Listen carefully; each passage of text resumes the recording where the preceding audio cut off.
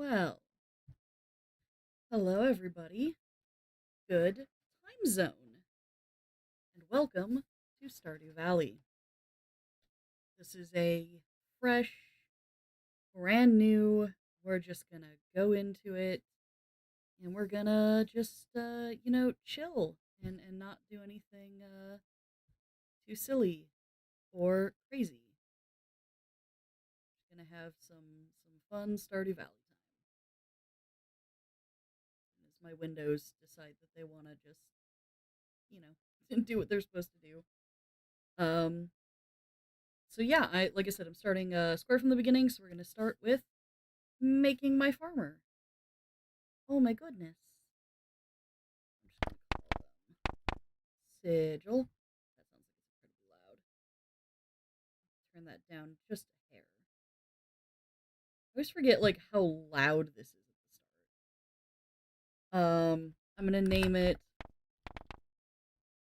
Still seems like it's very loud, and I can't do any sound settings right now, so I'm just toying with the OBS right now. The OBS audio. But I am gonna name it Wyvern Farm. Um, this is actually a tradition that goes back to my days playing Harvest Moon. It was a thing when a friend and I were really young. We just decided to call it the Wyvern Farm, and it stuck. Um, so there's that. I'm a little quiet. I okay.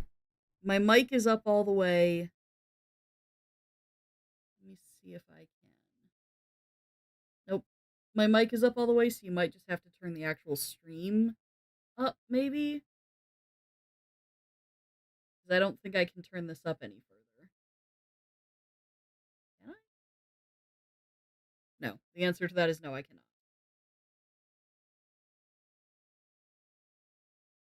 Uh, oh yeah, it's using my blue. So, oops. Well, let's hope that turning the desktop audio down a little bit then might help alleviate that. Um, but yeah, the Wyvern Farm thing goes all the way back to um my days playing Harvest Moon. So that's just gonna that's the farm name. It's gonna stick. My favorite thing. I answer this differently every time because I never really know how to answer it. Because like, this is something that's gonna come up later. I never really truly know how to answer like what my favorite thing is. Um, just gonna put chocolate in my favorite thing. Because why not, right? We're gonna go female. Let's see, light skin tone. The particular hair I always like. The problem is just finding it again.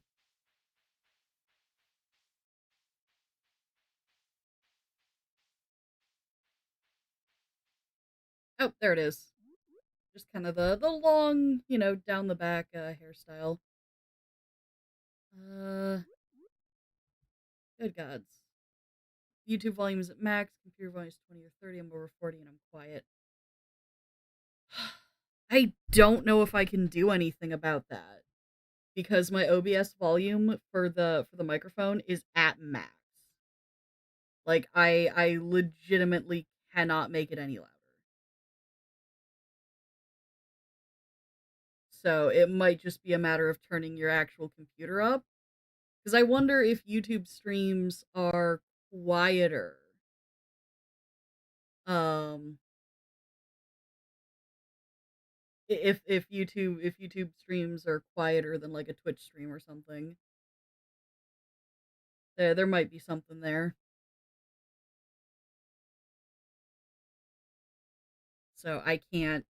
Yeah, literally, I'm as close as I can be to my mic while being like comfortable because the way it is on my desk, and if I lean in, I don't think that helps any. Because when I'm speaking, I can see in my OBS it's kind of like partially maxing out the volume there. So I don't know what to tell you there, unfortunately. But yeah, so I'm just gonna put chocolate as my favorite thing. Get some skin, let's get some hair going. Find my black shirt. And pants. No accessory. I'm gonna play around with the eye color a little bit. Kind of push it into this green situation here. Push the hair color to red. Bring my pants all the way to black. We're just gonna go with a standard farm. Now the fun thing is there are some options in here. And this was a thing that was added relatively recently, I believe, with the last major patch to the game. So I'm just gonna do normal community center bundles. Let's see. What's up with the mine rewards? Gimme. Let's do remixed mine rewards because those are always pretty cool. I do not want to spawn monsters on my farm. Let's just not. We're not going to do multiplayer options because I'm not going to multiplayer. This is just me and my single player game. And we're not going to skip the intro because the intro I actually think is kind of interesting. And we just got the standard farm because there's like the riverland, the forest. There's all the fun ones that you can play with. But very specifically, I have a modded map that is going to end up on a bunch of things. So we need the standard layout for it to work. We've got the little me. We've got all my settings. Oh right, my animal preference. Oh, I don't know if I should get a dog or a cat.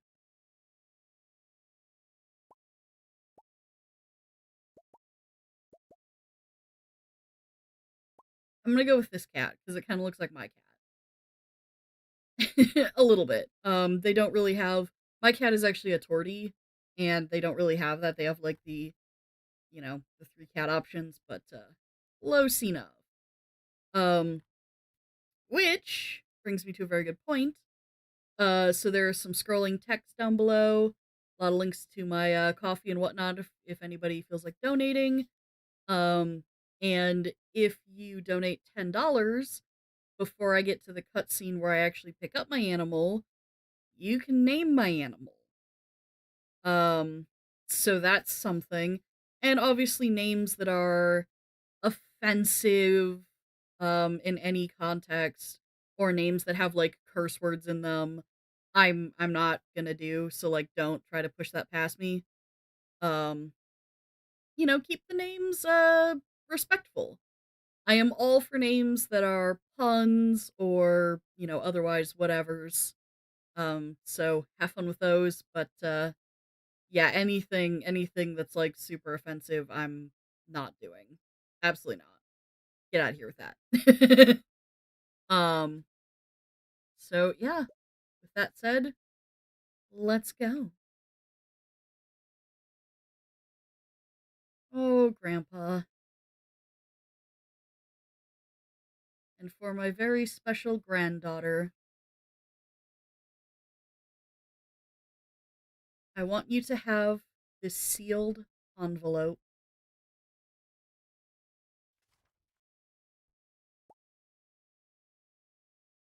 No, no, don't open it yet. Have patience. Now, listen close. There will come a day when you feel crushed by the burden of modern life.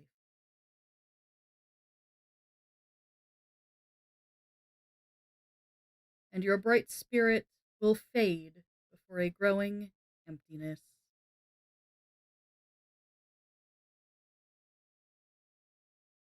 When that happens, my dear, you'll be ready for this gift.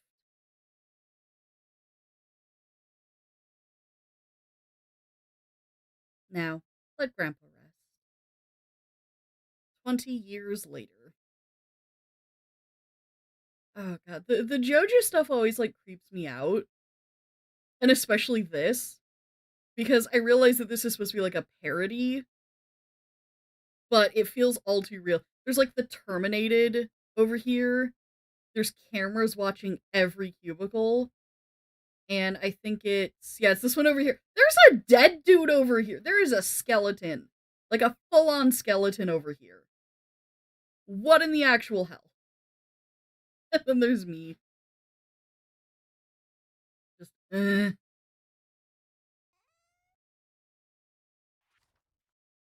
Dear Sigil, if you're reading this, you must be in dire need of change. The same thing happened to me long ago. I'd lost sight of what mattered most in life, real connections with other people and nature. So I dropped everything and moved to the place I truly belong. I've enclosed the deed to that place, my pride and joy, the Wyvern Farm. It's located in Stardew Valley on the southern coast. It's the perfect place to start your new life. This was my most precious gift of all, and now it's yours. I know you'll honor the family name, my dear. Good luck. Love, Grandpa. P.S.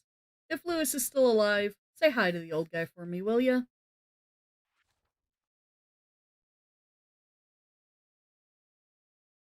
And so, off we go.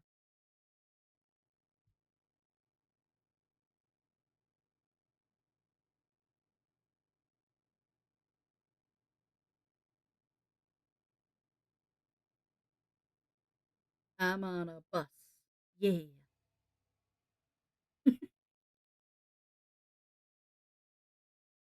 Stardew Valley, 0.5 miles. And the little birdie. Oh, the widow birdie.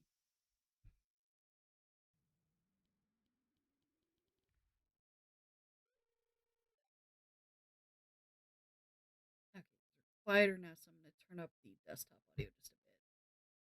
Whew. Hello, you must be Sigil. I'm Robin, the local carpenter. Mayor Lewis sent me here to fetch you and show you the way to your new home. He's there right now, tidying things up for your arrival.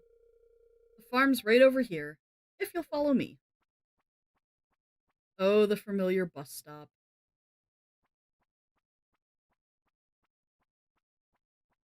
And the farm's a mess. This is Wyvern Farm. Yeah, it's an absolute disaster. What's the matter? Sure, it's a bit overgrown, but there's some good soil underneath that mess. With a little dedication, you'll have it cleaned up in no time.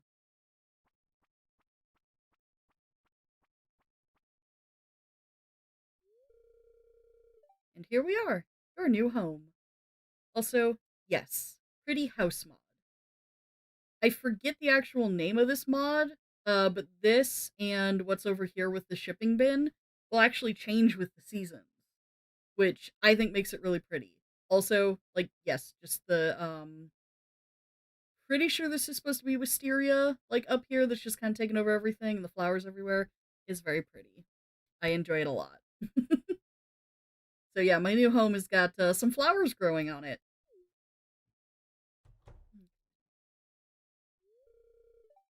Ah, the new farmer.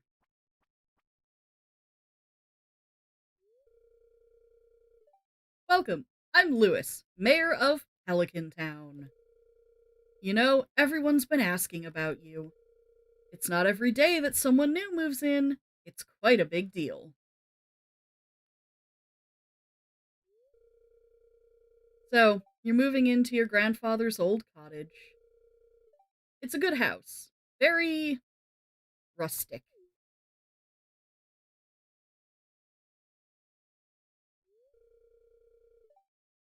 Rustic? Well, that's one way to put it. Crusty might be a little more apt, though. Rude? Because that's Robin. Don't listen to her, Sigil. She's just trying to make you dissatisfied so that you buy one of her house upgrades. The scandal. Anyway, you must be tired from the long journey. You should get some rest. Tomorrow, you ought to explore a bit and explore the town a bit and introduce yourself. The townspeople would appreciate that.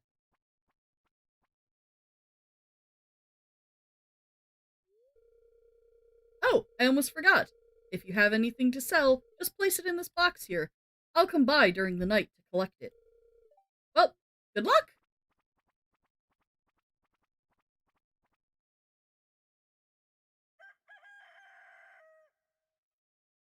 And here we go. Oh, this is going to take a hot second. So for starters, yes, this is a modded playthrough. I have several mods, most of which are cosmetic, some of which are designed to just make the game a little easier to play. One of them you can actually see up here in this corner. So this is the experience bars mod.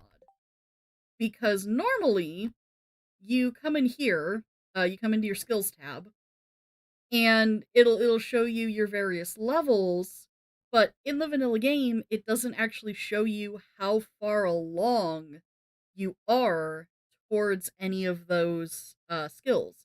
So I have no idea how close I am to, level 1 fishing or whatever. Let me also go to the game options and turn... Ooh, it's a little loud. There we go, there's the music. I typically play without the music, because I find it just a titch distracting. But, for the purposes of, for all this, yeah, let's have it. So it should be there, faintly in the background. And now I get some, parsnip seeds. Here's a little something to get you started. Mayor Lewis.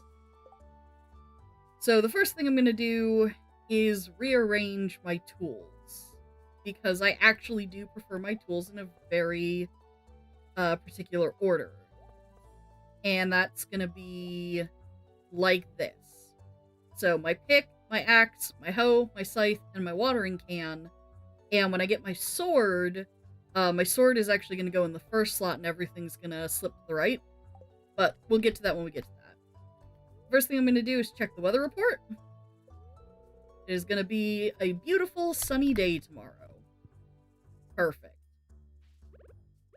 So the second thing I'm gonna do is just kind of swing out here and start clearing some of the most basic space here, because I need to get these parsnips planted. Oops. Yummy. And this is gonna yell at me because I've got introductions. It would be a nice gesture to introduce yourself around town. Some people might be anxious to meet the new farmer. 2 out of 28 people greeted. And of course, getting started. If you want to become a farmer, you have to start with the basics. Use your hoe to till the soil, and then use a seed packet on the tilled soil to sow a crop. Water every day until the crop is ready for harvest. So that's what it wants me to kind of start with. So we're gonna take down this tree. And kind of do this a little bit. We're gonna start by clearing this immediate space here. And so we're just gonna up. 9, 10, 11, 12, 13, 14, 15. Seed packet and just kind of like this. And then get everything nice and watered. Oh. Please, thank you. Now the next thing we're gonna do is take down a couple more trees while I still have the energy for it. Because A, that pulls up my foraging level, which will eventually allow me to start collecting the seeds from the trees. which I'm going to need later. And it gives me wood, which I need to build chests, which I need to store things in. So, yeah, first thing I typically do is take down a couple of trees. And also because it's early, so people aren't going to be out and about yet. Most places don't open until 8. Sometimes people don't leave their rooms until 9 or 10. What am I running? There we go.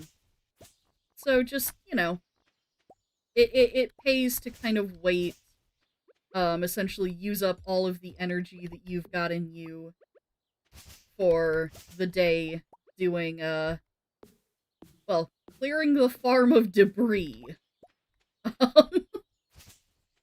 Because that's what's happening here.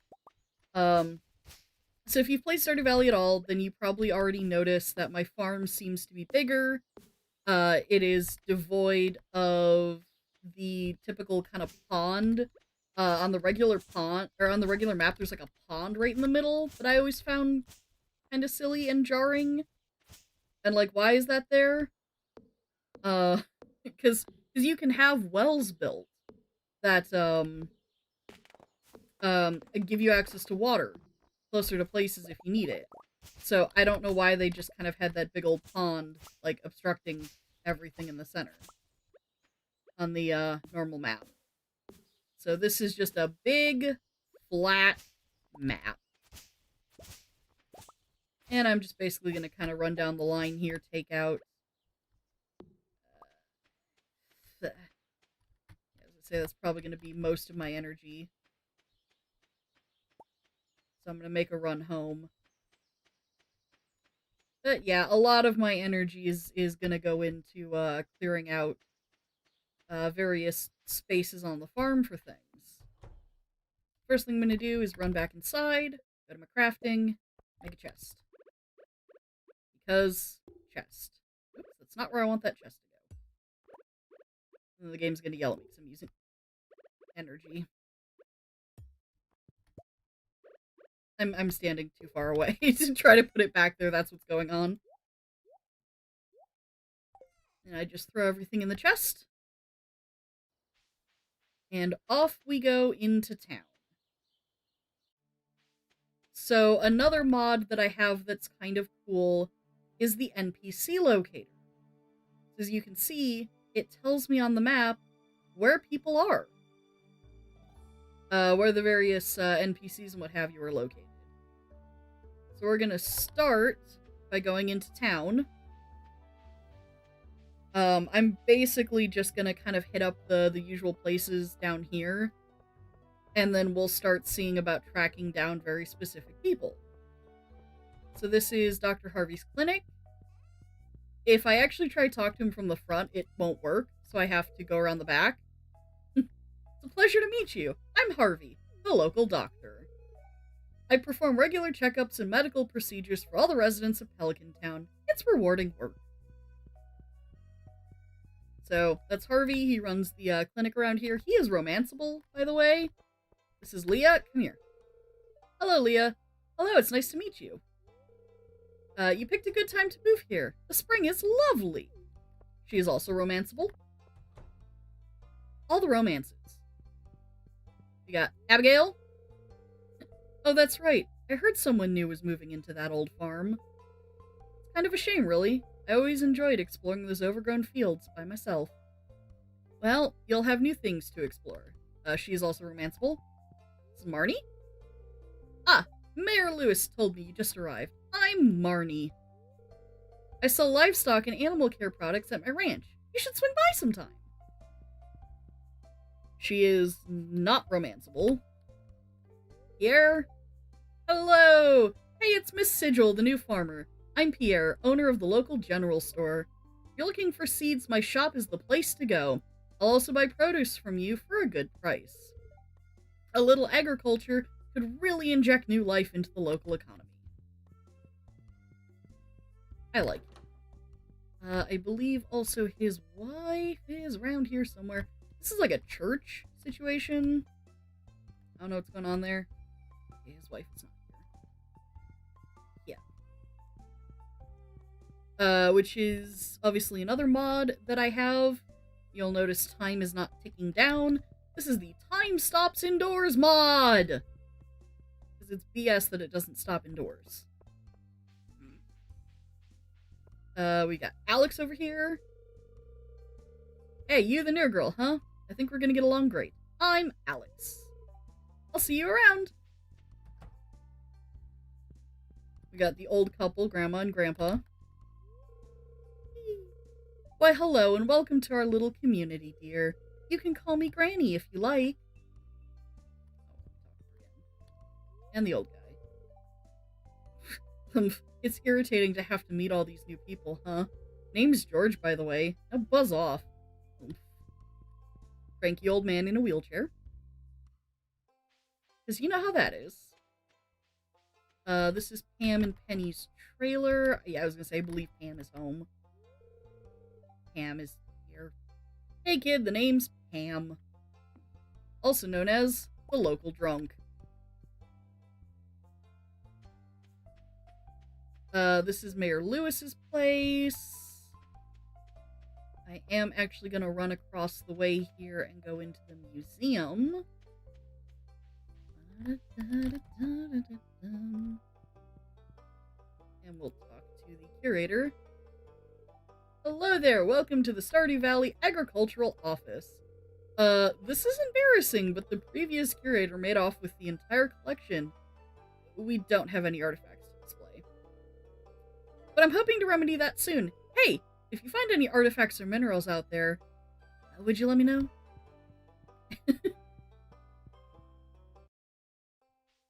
Yeah, I feel like that's something they definitely took from Animal Crossing, the like museum idea. This is Clint the blacksmith. Hi, I'm Clint. I'm the town blacksmith. If you ever need to upgrade your tools, I'm your guy.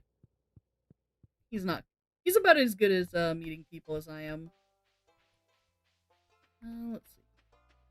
Yeah, the previous owners of the building that's Pierre's store had built a temple to Yoba, and Pierre and Caroline decided to keep it and let people visit. Yeah, it's a religious thing. I guess Yoba is like God. I never made too much effort to try to understand it, honestly. It's a religious thing. Oh, hello, I'm Penny. And then it won't let me talk to her again because it's Penny. Oh, Emily! Emily. Here. Oh, I can read it on your face. You're going to love it here in Pelican Town. If you're ever looking for something to do in the evening, stop by the saloon. That's where I work. I know Haley's not here right now. She's out taking pictures. So we're gonna pop in here. Say hello to Vincent. Oh, a stranger. My name's Vincent. Mama says not to talk to strangers. But you seem okay. I will never get over, yes, child, I seem okay, but that doesn't mean you should talk to me. Honestly, I'm a stranger. Oh, you aren't exactly how I imagined, but that's okay. I'm Jody. It's a quiet little town, so it's very exciting when someone new moves in. Having a farmer around could really change things. I know a lot of the world building. Some potentially later / spoilery stuff. There's also a lot going on in Pelican Town, which is, like, wild to me to some degree. Let's see. Haley's still out here. Jazz is over there. We're gonna go see Haley. Down here. Hello, Haley! Oh, you're that new farmer girl or whatever, aren't you? And then she's too involved with her camera to notice. Because, whatever, right? The other town child is over here. Hello, Jazz. Hi. 1, 2, 3, 4. Oh no, I messed up again. Poor small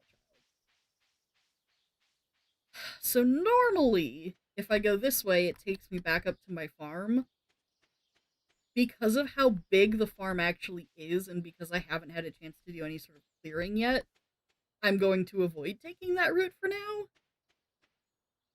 just because. It's past noon, so the saloon is open. So we're gonna go say hi to Gus. Pretty sure it's Gus. Hey, buddy. It is Gus. Well, hello there. I'm Gus, chef and owner of the Stardrop Saloon. Good evening. Can I get you anything? Sir, it is 1:30 in the afternoon. It is not the evening. We're gonna make a run this way. Grab this along the way while I can. This is the old town center. We'll be dealing with that later. Maru! Even when the farm is all cleared out, it's still shorter if I... Yeah, it's still shorter to go around. It really is. You guys will see what I mean, as I clear out the farm a little bit. Oh, aren't you the one who just moved in? I'm Maru. I've been looking forward to meeting you. You know, with a small town like this, a new face can really alter the community dynamic. It's exciting! Yay!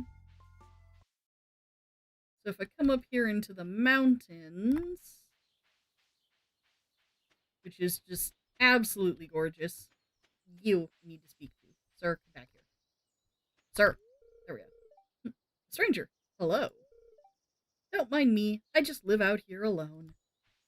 Yeah, this guy's a little bit of a conundrum to me, because he basically lives out here in this tent and just, you know, kind of like one of those little tiny house dudes. Just kind of doesn't want anything to do with a lot of modern stuff. Perfectly content to live out here, shower in nature, whatever. Greetings, I'm Demetrius, local scientist and father. Thanks for introducing yourself. I'm studying the local plants and animals for my home laboratory. Have you met my daughter Maru? She's interested to meet you. So I'll tell you straight up, as far as I'm concerned, Demetrius can fuck off. I hate him. I absolutely despise him. There's Robin, who I don't need to meet, and Sebastian's coming out of the basement. And, like, a big part of the reason I hate Demetrius, so he married Robin, but Sebastian, oh, you just moved in, right? Cool. Out of all the places you could live, you chose Pelican Town. Sebastian does not like it here. Understandably so. Sebastian is his stepson. Maru is Sebastian's half-sister. They share, Robin as the mom. A lot of the commentary that Sebastian makes basically shows that Demetrius does not give two fucks about him. And, like, basically treats him like he doesn't exist. And, like, that just kind of hits a little too close to home for me. So, I don't like it at all. There's a winter commentary you can get out of Sebastian where he talks about he built a snow goon, which I assume is like a snow dragon or something. He built something in the snow, and Demetrius made him take it down or, like, destroyed it. But Maru made a snowman, and it's perfectly fine. Like, it was allowed to stay. And, like, that's how he gets treated by Demetrius, and it actually bothers me. So, I hate Demetrius. And, like, he gets into fights with Robin, too. One of the new ones with the bed and everything that she's got, like, he makes, like, weird commentary about the bed, and she asked him to get fruit. There's a cutscene, and he brings home tomatoes. And she's like, okay, tomatoes are not fruit. Hello? Like, he's annoying. He annoys me so much. Caroline is who I was looking for earlier. This is Pierre's wife. So hello, you must be Sigil, the new farmer. I'm Caroline. My husband runs the general store here, and if you met my daughter Abigail, she's the pale one with purple hair. Yeah, there's some things there.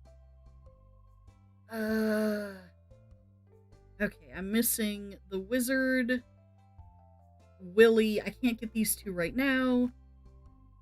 And then Shane and Sam. Do I think I have to wait for them to get off work? I know Shane at least works at the Joja Mart, and if I go in and try to talk to him, it's gonna be like, oh no, you can't do that right now because he's on shift. So that is something that's gonna be a thing. Oh, do they? No, I'm not actually sure what time. We're just gonna go up here and wait, because they are the last two. Oh, there's Sam. Hey, I'm Sam. Good to meet you. So there's Sam done. Shane might get out at 5. Honestly. So we're gonna see what happens. But I believe technically 26. I think I do have to meet the wizard and Willy, but I can't do that today. Because I'm gonna get a letter tomorrow that Willy's back in town. And then I have to do a thing with the wizard as well. Come here, you. I don't know you. Why are you talking to me? Ah, yes. Okay. Yeah, so that's 26 out of 28 people, which is, you know, as good as I can get it right about now. We're gonna check this out. Because, yeah, help wanted, nothing posted. And then we got people's birthdays. This shows you where the festivals are. All that good nonsense. So we're just gonna head off.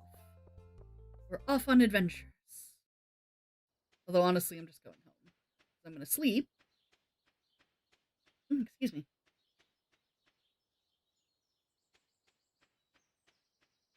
And I am not selling this daffodil just yet. Because you notice, it's got a tooltip on it. So I'm actually going to need this for the community center, eventually.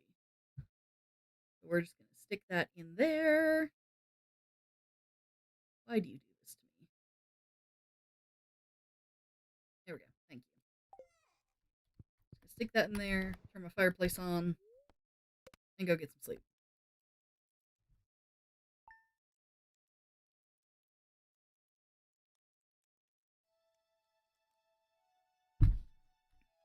And hey, we're at the next morning. Oops. We're gonna do the weather report again. Oh, it's gonna rain tomorrow. Rain is nice because it means I don't have to water my crops. Hello there! Just got back from a fishing trip. You should come down to the beach sometime. I've got something for you. So, yeah, visit the beach south of town before 5 p.m. There's a whole thing. So the other thing you'll notice is that the grass here gets really out of control really fast. And that's because I have a grass growth mod. So it makes grass grow faster, it preserves it in the winter. It is really nice. Because one of the things that irks me about the base game is that, unless you do some spacing that is almost impossible to do on a standard-sized farm, you really cannot get enough grass that regrows fast enough to sustain your animals. So that becomes a problem, honestly. So, yeah, I got a mod that makes grass grow faster. And we're just gonna start by swinging down this way. I'm looking to eliminate trees that are too close to the sides of the map, because unfortunately what tends to happen is if the trees are too close to the sides, they drop seeds out here where I can't get to them. And then the trees grow up there, and then it causes problems later down the line. So that's a whole thing that can happen that I don't need happening. And I think this one's too close. So now I just have to run the other side, basically. It's not, you know, too big of a problem. But yeah, this farm map is pretty big. So I'm so used to my other game where I have the magnet ring that I'm like, yeah, I can, like, you know, chop something down and walk away from it and it'll just come to me. Yeah, I can't do that anymore. Yep, come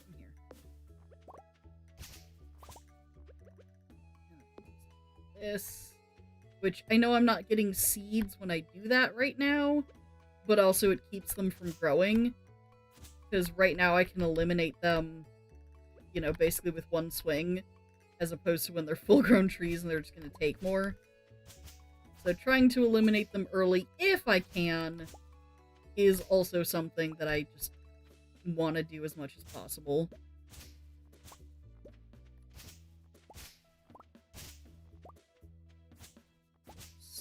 This. And then we'll go get the fishing rod, and actually, since it's going to be rainy tomorrow, that'll be perfect.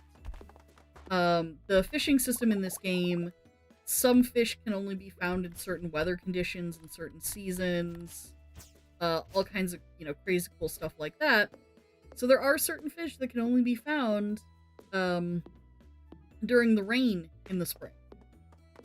So having a rainy day is actually kind of the perfect for clearing out the farm today, using all my energy to, you know, clear out the trees and what have you, as much as I can, anyway. This is a very long process. And then, come here. And then using tomorrow to fish.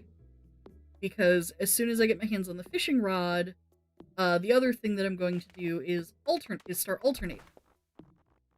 So, you know, tomorrow I'm going to go fishing, which means the day after I'll be back at the farm, and kind of rinse repeat until I've caught all of the spring and all-season fish, essentially. All of the spring fish except the legend, because the legend requires you to have level 10 fishing, which I definitely could get relatively easily, actually. If I just, you know, whatever. If I just, like, fished, but I don't feel like it. Yeah, also I don't have to water my crops on rainy days, which is nice. Reminds me that I actually did forget to water my crops today, because I'm still coming off my other game where I'm, like, in the middle of my 3rd year, and I've got everything set up to auto-water and auto-do all the fun stuff, and, you know, starting over is, it's a process. I've got the Obelisk set up, and I've got the teleporter, like, I've got all the crazy crap, and my brain just is like, yeah, you've still got that going on. No, I don't. Not anymore. Not anymore. That should have been the first thing I did when I came out here. Let's give these guys some water. My energy is going to hack. Hack. I might have hacked myself. Yep. I'm getting slow. I might pass out. Nope, I'm good. But now my character is just so slow. My brain's like, refill the watering can. No. Not gonna do that. Don't be me, folks. Don't be silly. I'm gonna go see Willy. I just am moving so slowly.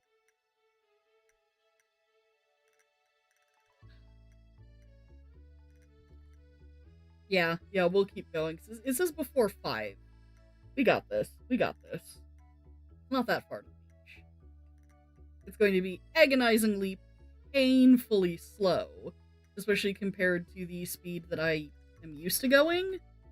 But that's fine. I am not gonna worry too much about it.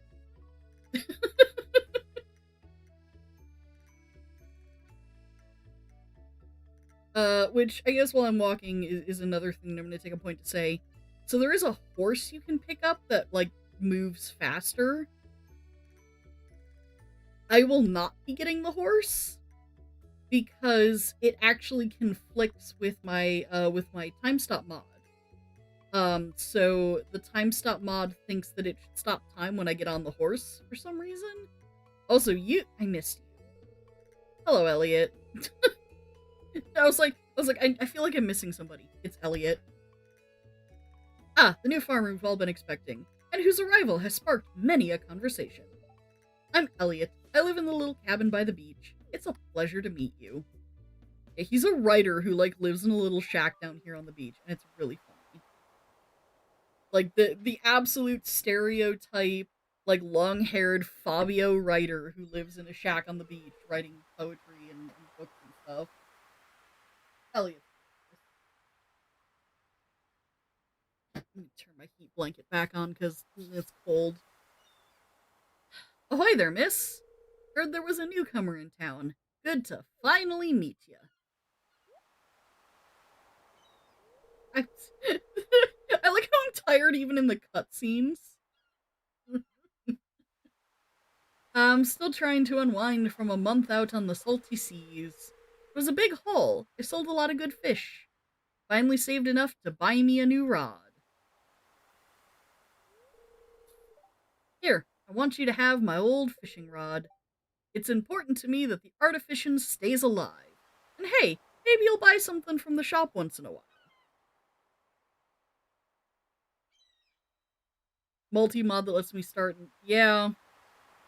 The problem with the whole, like, starting and stopping it on the fly is that I know which one you're talking about, but it doesn't automatically stop time in places, or at least it didn't the last time I was using it. So I had to remember to stop time in places like indoors or in the mines or whatever.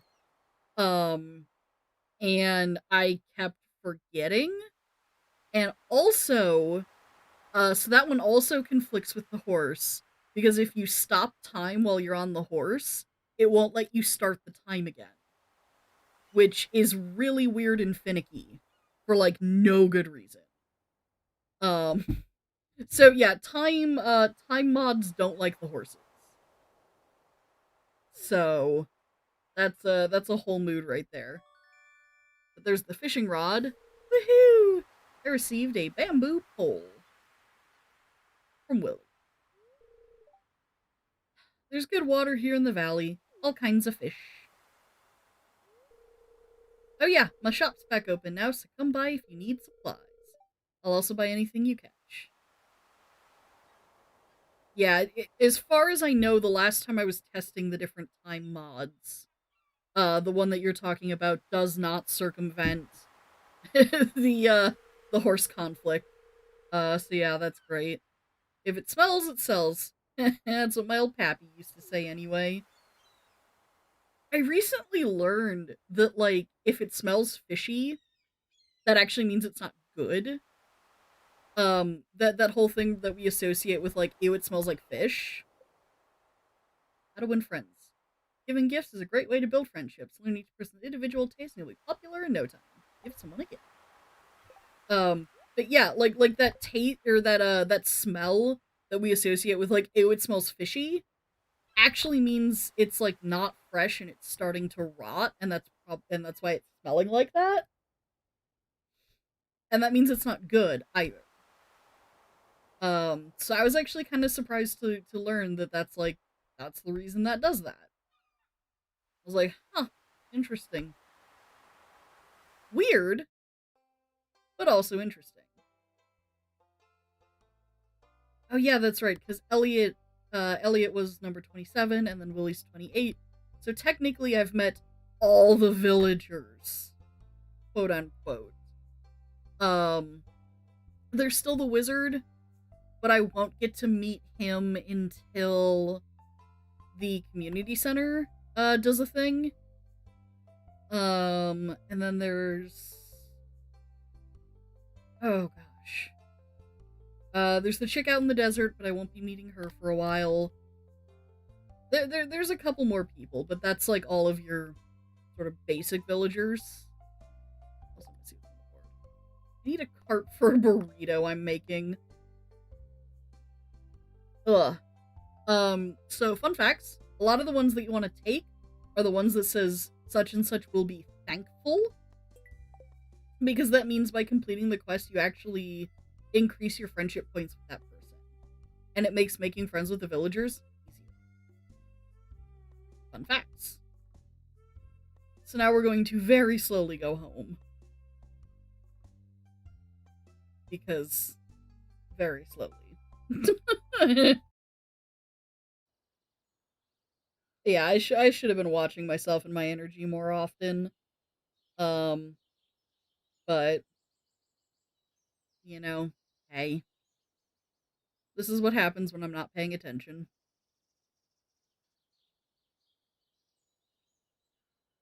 But yeah, at least tomorrow my crops will be auto watered by the rain, so I don't have to worry. So we're just gonna go dump into the chest and then get some sleep.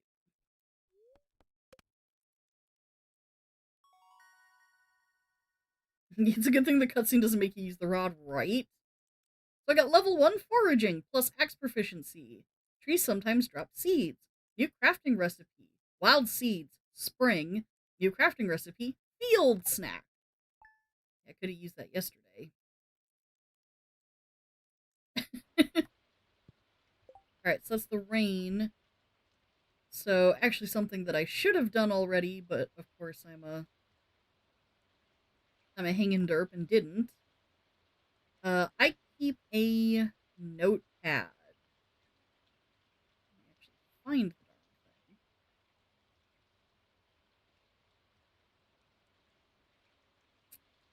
I need to.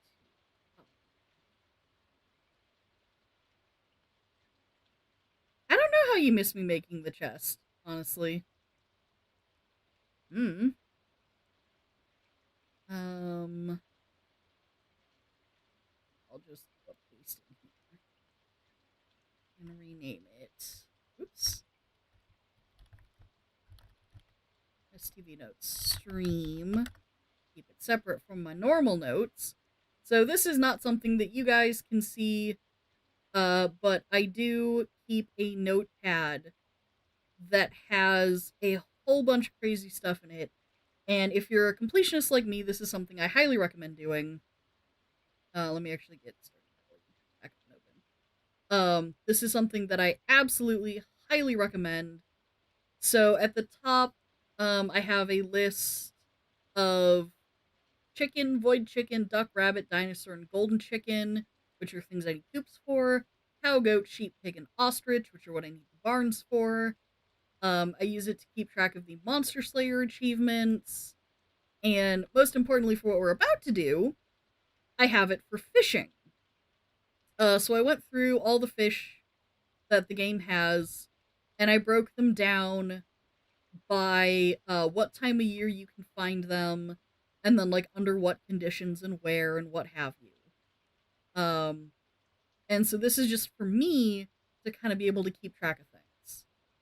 So we're gonna go fishing. We're gonna check the weather report. It's gonna be sunny tomorrow, which is fine by me. I am going to fill my watering can before I forget. And then we're gonna go fishing. So specifically right now I am after the catfish, which are in the river. And then later this, past 4 p.m., we'll go after the eels, which are in the ocean. I believe shad I can also find in the rain in the spring. And everything else is all, or most weatherfish. So, this is what they mean when they say the river. Yahoo! I'm just gonna stand here on this bridge and start fishing. Now, before I start fishing, I'm also gonna tell you that I do have 2 auto fishing mods. So the first is a mod that makes me always cast at the maximum casting capacity, and the second one is auto bite, because in vanilla there's this fishing gate, and I find the fishing game to be the most annoying thing on the planet. I cannot stand it. So I got a mod that gets rid of it, because I can. We're just gonna fish, hit, and that is a smallmouth bass, which I'm gonna take off my list. This is real quick, real easy. Okay, another smallmouth bass. Third smallmouth bass. Ah, there's the catfish. And so you notice I'm hovering over them so I can see things like this. Because later in the game, I'm going to start building fish ponds. And so for the fish ponds, I'm going to need copies of all of these fish. So I only need one smallmouth bass because it's not used for any of the community center bundles. But I'm going to need a second catfish. Let's see if I can... Yeah, there's a second catfish. Okay, some green algae. That's not terrible. I'm going to need that. More smallmouth bass. More catfish. More algae. Some trash.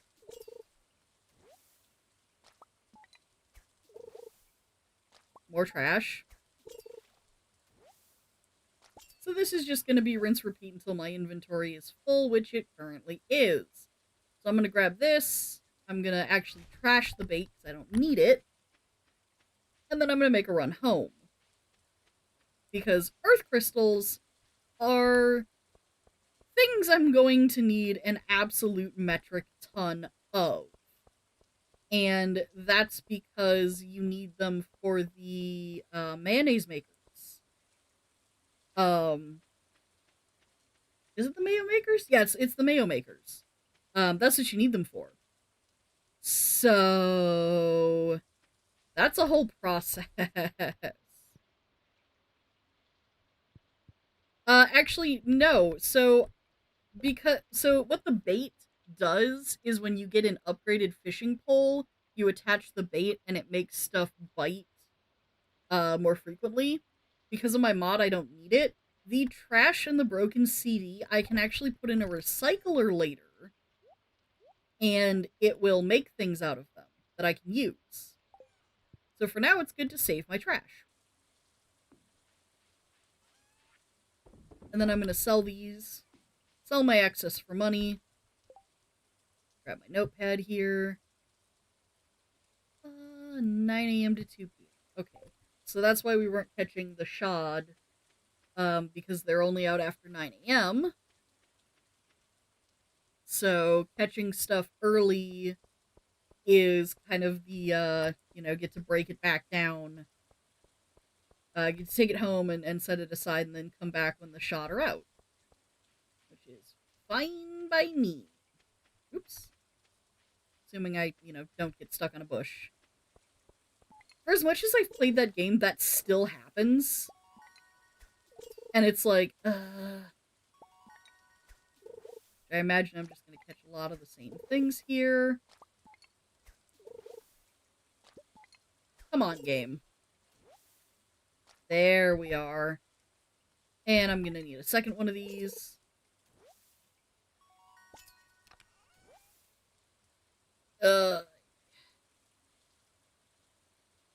Okay. This is one where I'm going to trash the trash. And only because I actually need that second fish more than I need the trash right now.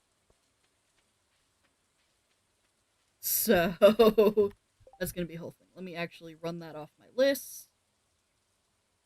And then since the next sort of specialty fish, quote unquote, doesn't come out until after 4 p.m., we are going to run up to the mountain lake after this and try to grab the ones that are up there.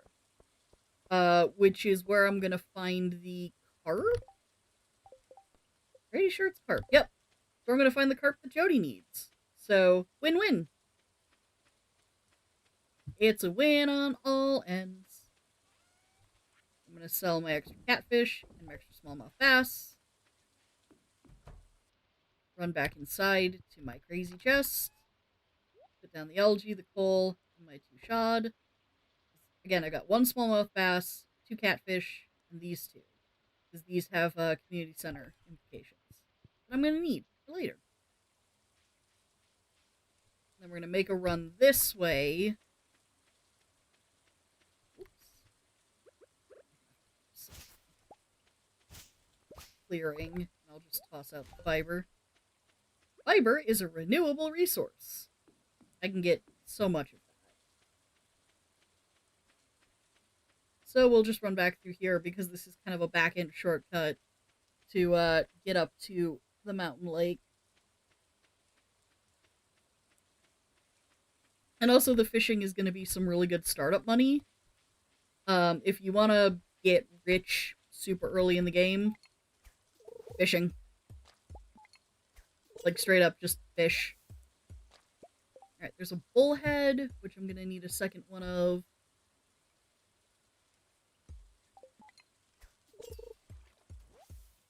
Largemouth bass. Ooh. Which I'm also going to need another one of.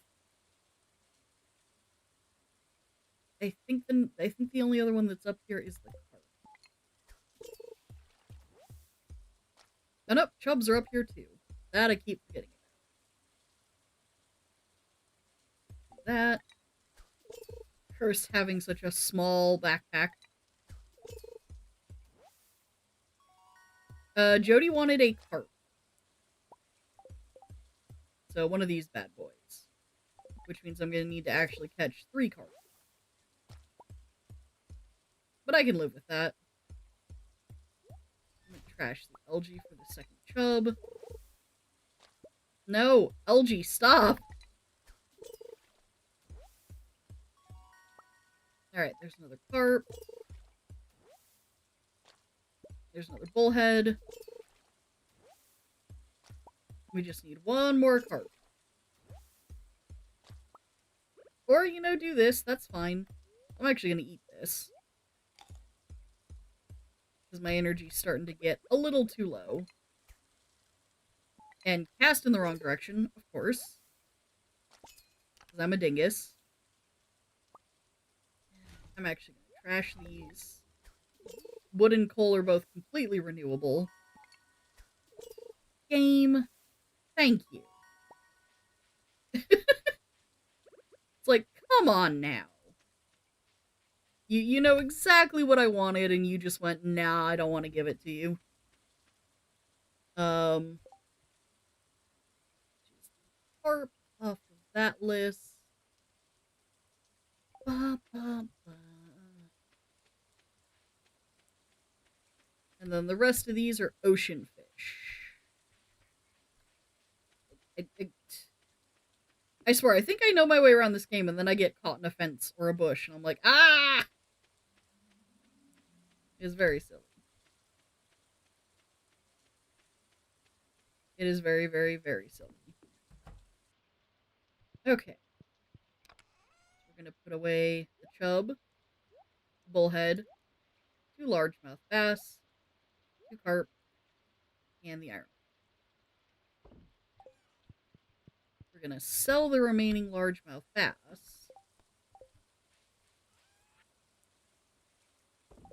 Because I have what I need. And then we're gonna go take this carp to Jody.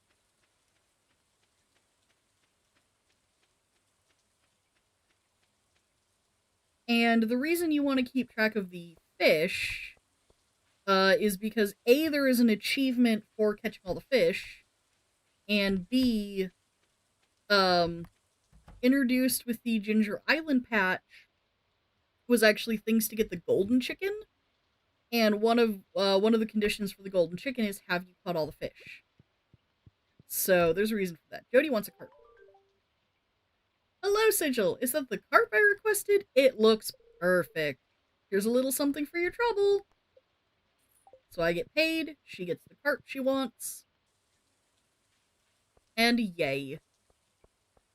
So the eel is also an ocean fish, so we are just gonna head straight for the ocean.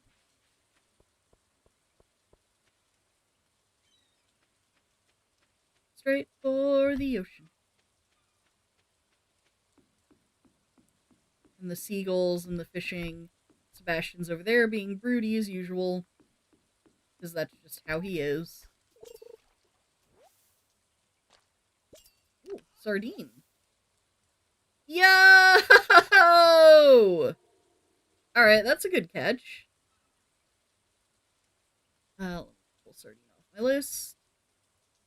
So getting the Neptune's glaive straight off the bat, that's pretty dope. Getting a diamond straight up, that is gonna sell for a hell of a lot. So hell yes. Getting a sword before I even get into the Oh, that's good. That's really good. Yeah, the curse of a small backpack is the constantly having to run back to put things away. But we'll manage. Yeah, I've already got level 4 fishing. I'm gonna sleep tonight and my fishing level is just gonna like go bonkers.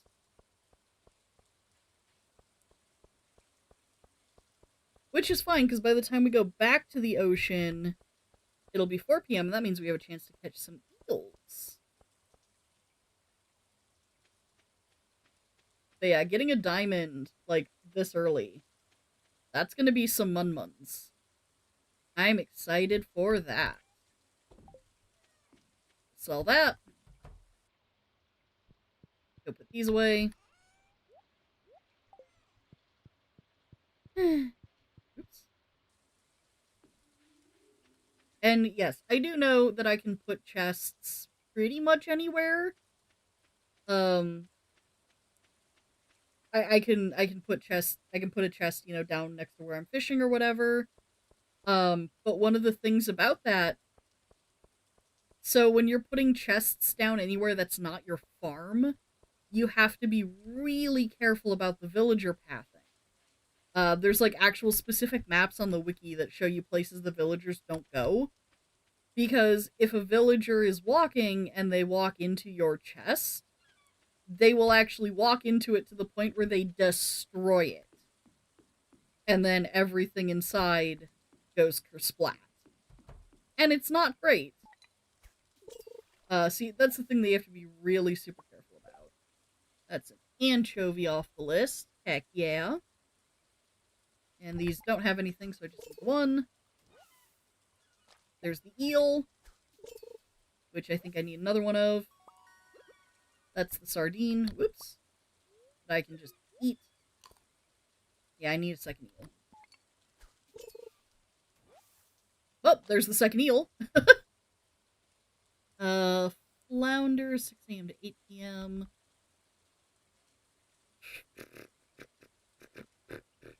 Flounder and herring. And the halibut has weird shenaniganery. So we'll just see what we come up with. I'm just gonna eat the excess sardines. I'm just like fishing sardines out of the ocean and then eating them raw.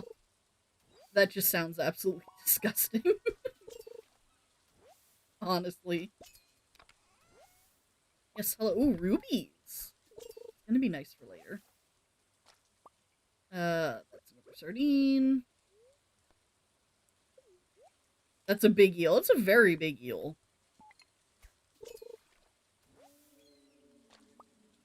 Okay, there's the second anchovy that I needed. Heck yeah.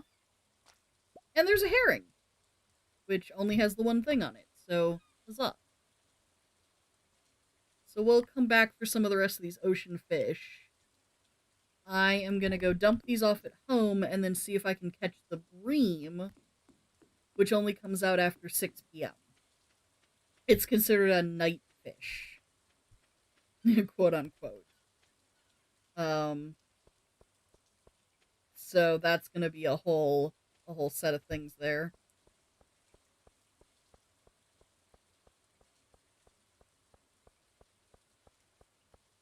We'll just head home, unload, and then go back to the river and see if we can get some of the bream.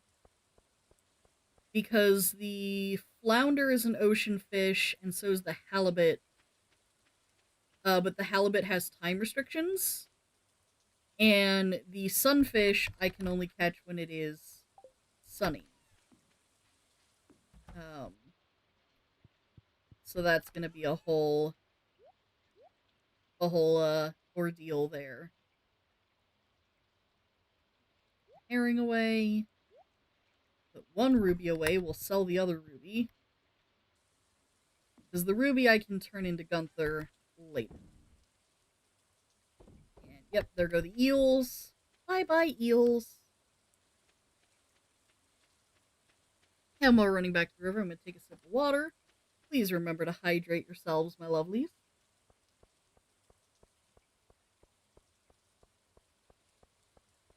Hydrate, take your meds, eat some food if you haven't all day. If all you've eaten is like crackers and stuff, please eat some actual food. Take care of yourselves. Alright, we're back to the river. That's a shad. That's a smallmouth. That's a catfish. All the things I already have. Come on now. Alright, I'll take the coal, dump the bait. There's the bream, but I need one more of those because that is the night fishing bundle. I'm starting to feel exhausted. Fine, I'll eat a catfish. Num nums. Come on. There's the second bream. Smacks forehead could have had a V8. Oh, wait.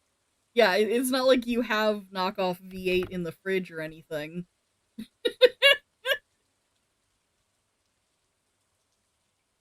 I mean, I've also got coffee off to one side, but I'm trying to put, like, water in me before I go back to my coffee. You know, kind of trying to balance things out, so that's a whole mood, honestly.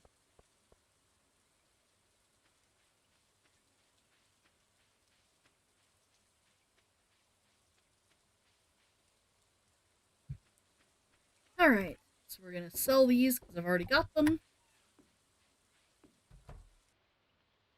Run inside, throw these here. So yeah, I've got 2, 2, 2, and 2, 2, 2, 1, 2, 2, 2, 1, and 2. Because those will come in handy for the fish ponds. So level up, level 1 fishing, plus 1 fishing rod proficiency. Level 2 fishing, plus 1 fishing rod proficiency, new crafting recipe, bait. Level 3 fishing, plus 1 fishing rod proficiency, new crafting recipe, crab pot. New cooking recipe, dish of the sea. Level 4 fishing, plus 1 fishing rod proficiency, new crafting recipe, the recycling machine. And then I get to pick a profession. So we're going to go with Fisher worth 25% more. Because that's what I need. So yeah, I actually made good, decent starter money. That diamond really helped.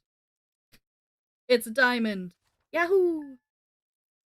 Because if that means I can get an upgraded backpack before I even go into the mines, that's going to be super nice. Honestly.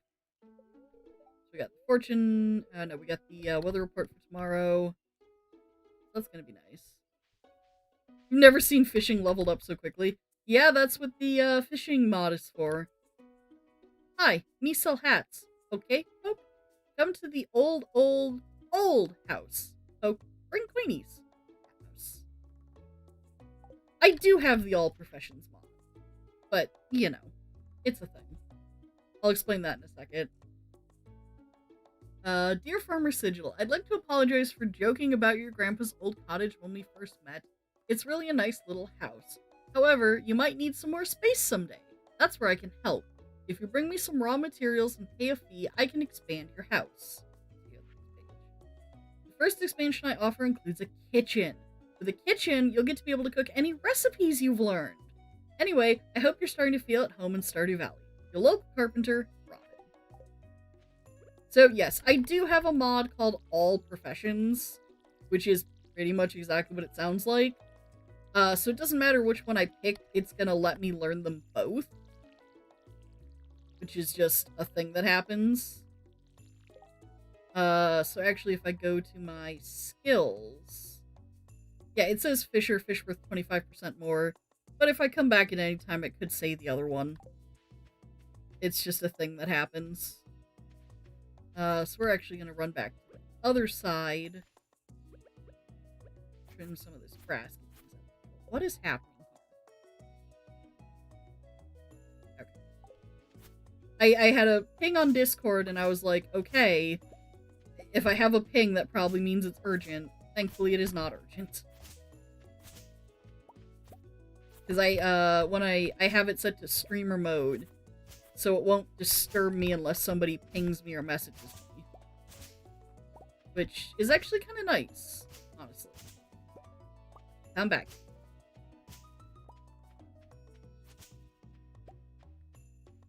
Especially because, for my day job, I conduct a lot of my business through Discord. So if somebody's trying to reach me, then I have, you know, like, I can just quickly check it and see if it's an emergency. And as long as it's, you know, if it's not an emergency, in most cases, I can just ignore it and come back to it later. And if it is, if it's something that would, you know, need attention soon, then it's really nice to just be able to type at them and go, streaming right now, I'll get back to you when I can.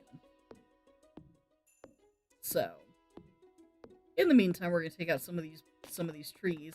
The trees are, like, the worst part of all this, I swear. Trash sap. That's actually the part I like most about having the grass that's gonna expand super quickly. Is that it's gonna take over everything, like, very shortly. And it's gonna prevent the trees from dropping seeds, because they can't drop seeds into areas that are occupied by the grass. So they won't drop seeds, which means, you know, the seeds don't grow into new trees, and it's just going to be less of a pain in my rear. And I actually am going to start with trying to clear out as much of this side as I possibly can. Woohoo! Because this side is where I'm going to start building first. So I'm going to start with the coops that go over here, which we may not get to in this stream. It really depends on how things go. So, we'll see. But yeah, taking out the trees is the first step to clearing the farm, because they take so much energy to clear out. And it's absolutely a nightmare. Until such time as I get upgraded tools, which cost money. So, you kind of get into this loop. The best thing that I can do for myself first, honestly, is get a coop up and going. Because once a coop is running, that is basically income generation guaranteed. I can sell the eggs, and they'll make me money. And chickens, which are kind of your starter animals, will produce eggs every single day. So that's a lot of your startup money right there, is in those eggs. And I basically use the eggs to finance a shed, which I then use to get the mayonnaise makers up and running, because the mayonnaise makers will sell for more than the eggs. Or not the mayonnaise makers, but the mayonnaise sells for more than the eggs. So, you know, you just kind of gotta get it started a little bit. But that fishing money, that's good money. And that's why I said I'm gonna alternate. Just grab this last seed before it becomes a problem. Because even on days when, like, nothing else is happening, that's just money. That's just money in the bank. Straight up. So, things get slightly less complicated from here on out. by which I mean only slightly. Because I'm going to run into town and see if somebody needs something. And this should... Nope. I actually don't know. There's a day. And I don't know what day it is very specifically, but it triggers the cutscene for the... I keep wanting to say Community Cast, which is the old name for a server that I'm in that's now known as the Free Forge. And I used to be I am still part of them. But like for a year while I was part of them, they were Community Cast. So I keep wanting to say Community Cast instead of the Community Center.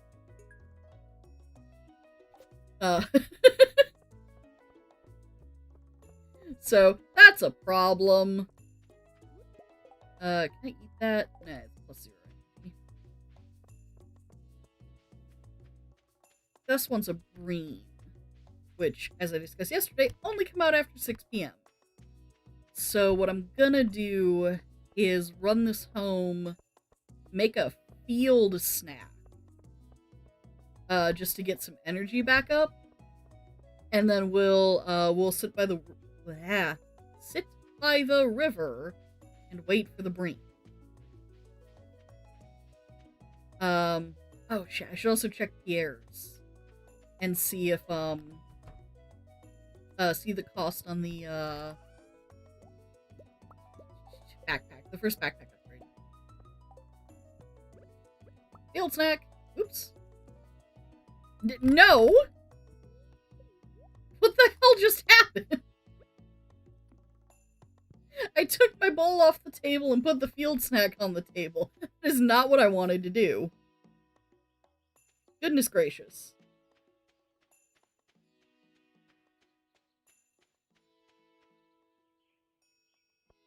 Goodness, goodness, goodness.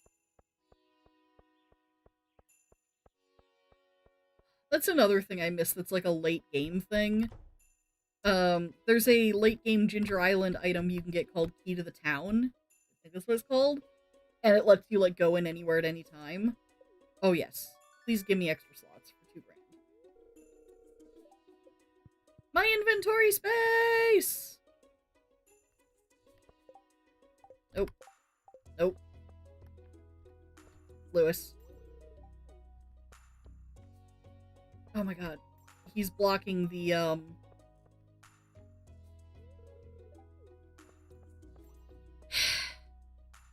He's blocking the calendar. So I was like, oh, snipes. When is Pierre's birthday? I don't know off the top of my head. Because I know he's the first birthday on the list. But because Lewis is standing in front of the hecking calendar, I can't check it. That's not good. But anyway, yeah, the first backpack gives me an extra row here. And again, mods. In vanilla, there is only this first and second row. This third row is a bigger backpacks expansion. And speaking of expansions, I also have the More Rings expansion. Because normally you can only wear 2. I can wear 8. So that's gonna be nice.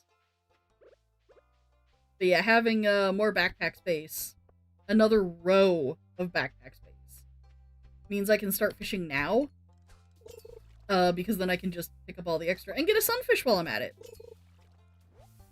I forgot that was a thing. These don't. Yeah, they do. I was like, do those have a... Yes. And then where's the... On my thingamabobber.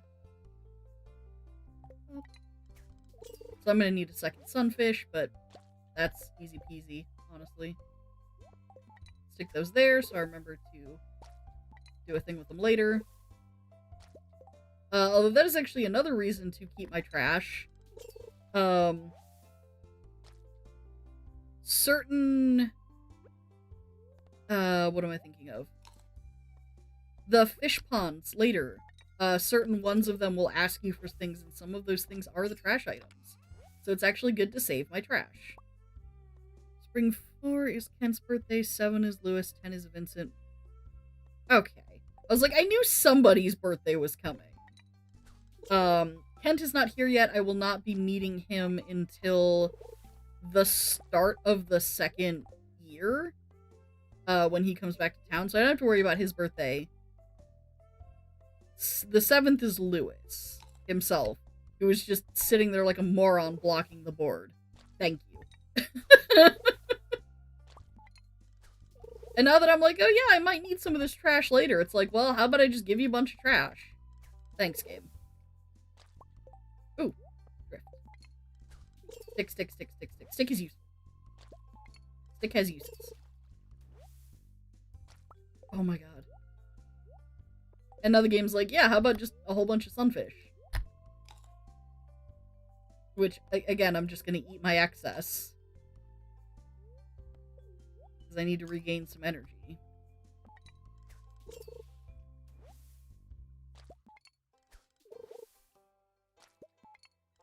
But yeah, fishing is good. I have a larger basement mod that includes the calendar job board. Yeah, that's a basement thing, though. Basement is a late game upgrade to your house. So, I don't have that. I do know that there is a calendar that you can buy from Robin that you can hang on the wall. But, like, come on. I shouldn't not be able to see the calendar because Lewis decides to stand right in front of it. Like, come on.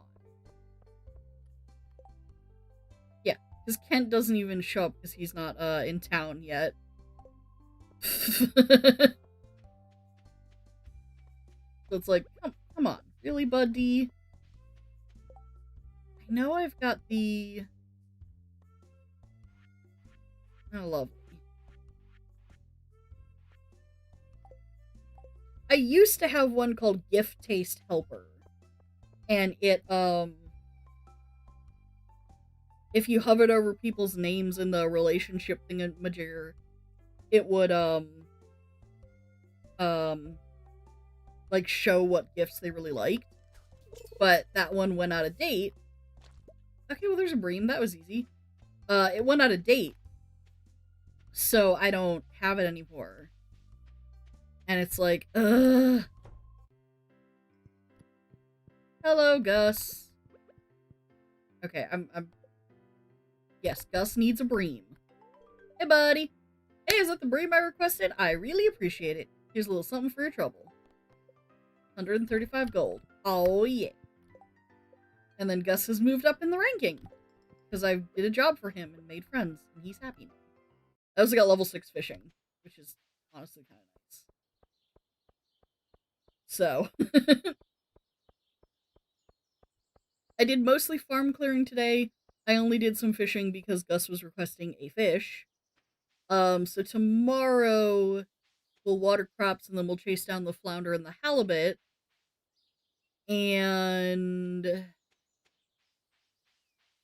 that is the that would be nice if I could English. That will be the last of the spring and all-weather fish. Or, not all-weather, all-season fish. Level 6 fishing, +1 fishing rod proficiency, new recipe spinner, new crafting recipe, trap bobber.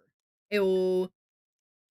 But yeah, the flounder and the halibut are the last of the all-season fish, that aren't, like, in special places.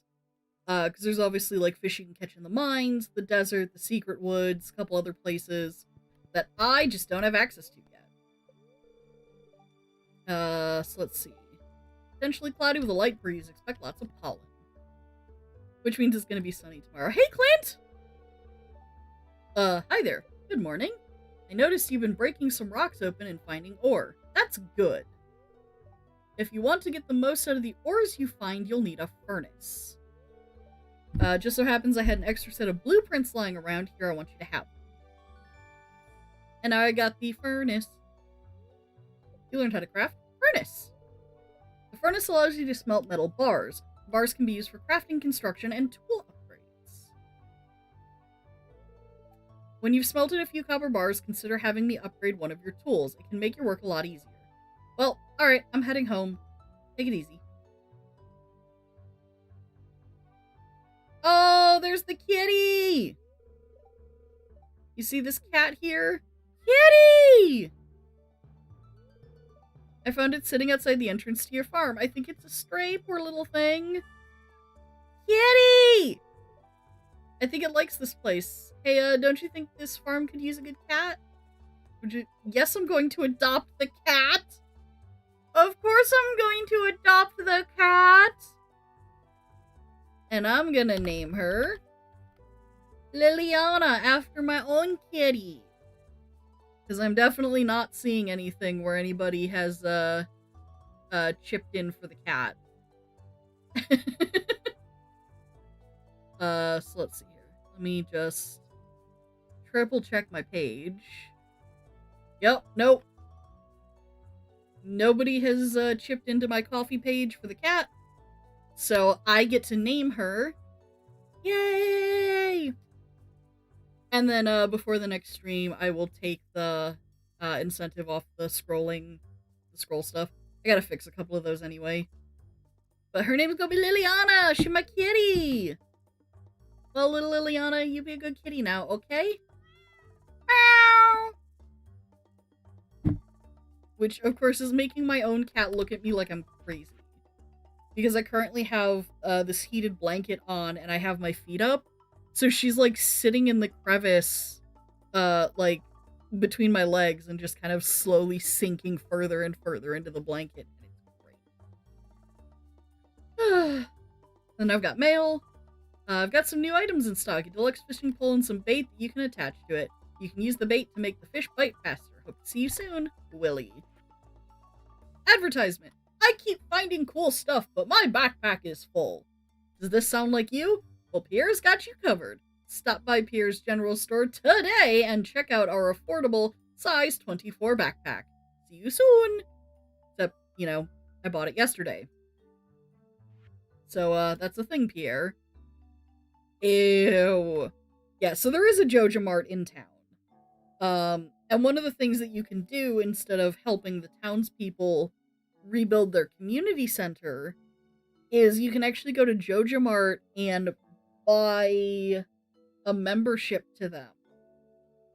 And then you get the same things. The mine carts and access to the desert and all that. But instead of going around and finding the unique items, you just have to save up and pay for them.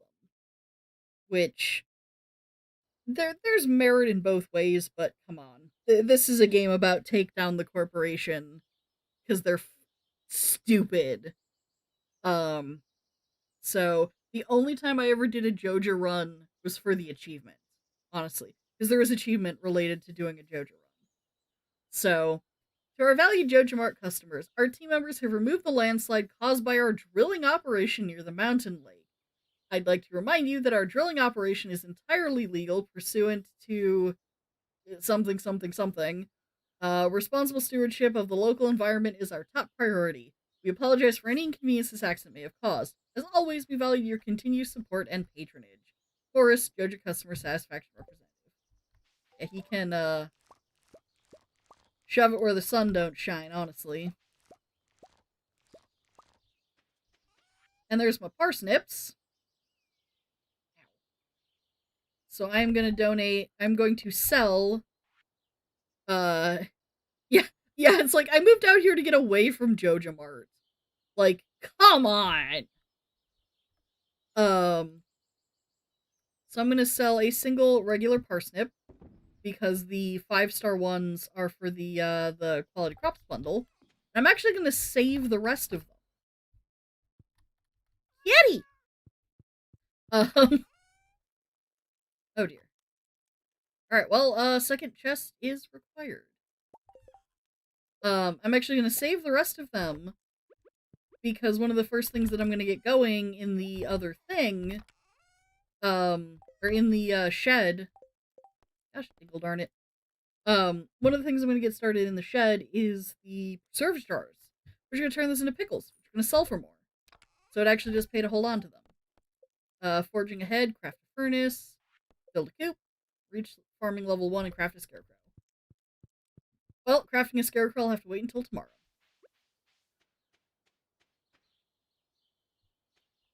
Brain. Right. I should go up and check out the mines. So the mines are going to be a thing as well. Where... First thing I'm going to do is check and see if anyone needs help. The answer to which is no. So the mines are going to be a thing that I'm going to start in on fast. Ooh. Collectibles.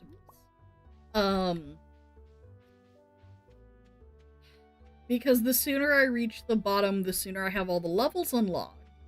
There's fishing, and very specifically... So again, if nobody donates, the first thing that I'm going to do is start schmoozing on Sebastian. Because he is my go-to romance option. So... I need, one of the easiest loved gifts for him is the, frozen tears that you can find down in the dungeon.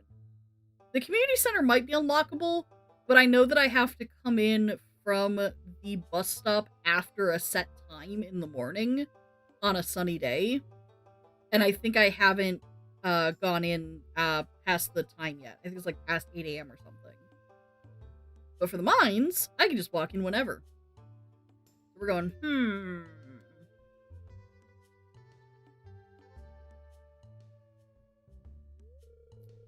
I was just peering down into this old mine shaft. It's been abandoned for decades. Still, there's probably good ore down there. But a dark place, undisturbed for so long. I'm afraid ore isn't the only thing you'll find. Here, take this. You might need it. It's dangerous to go alone. Take this! You received a rusty sword. Name's Marlin, by the way. I run the Adventurers Guild right outside.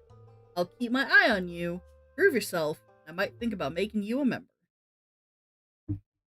Well, alrighty. Yes, new journal entry, explore the mines. Now, I've got the Neptune's Glaive that I fished up. That does 18 to 35 damage versus this thing at 2 to 5. So we're going to trash the rusty sword and go in with the glaive. The mines, however, are their own special kind of hell. I have a love-hate relationship with this place. Geode! Woohoo! Because I could literally spend hours in here. Like, it's pretty bad. So... Ha. So the reason I arrange my toolbar the way I do is because, so, with the scroll of the mouse, because I'm playing on PC, obviously, if I'm mining around with my pick, and then I figure out the ladder to the next level, I can scroll back to my sword with just a single scroll.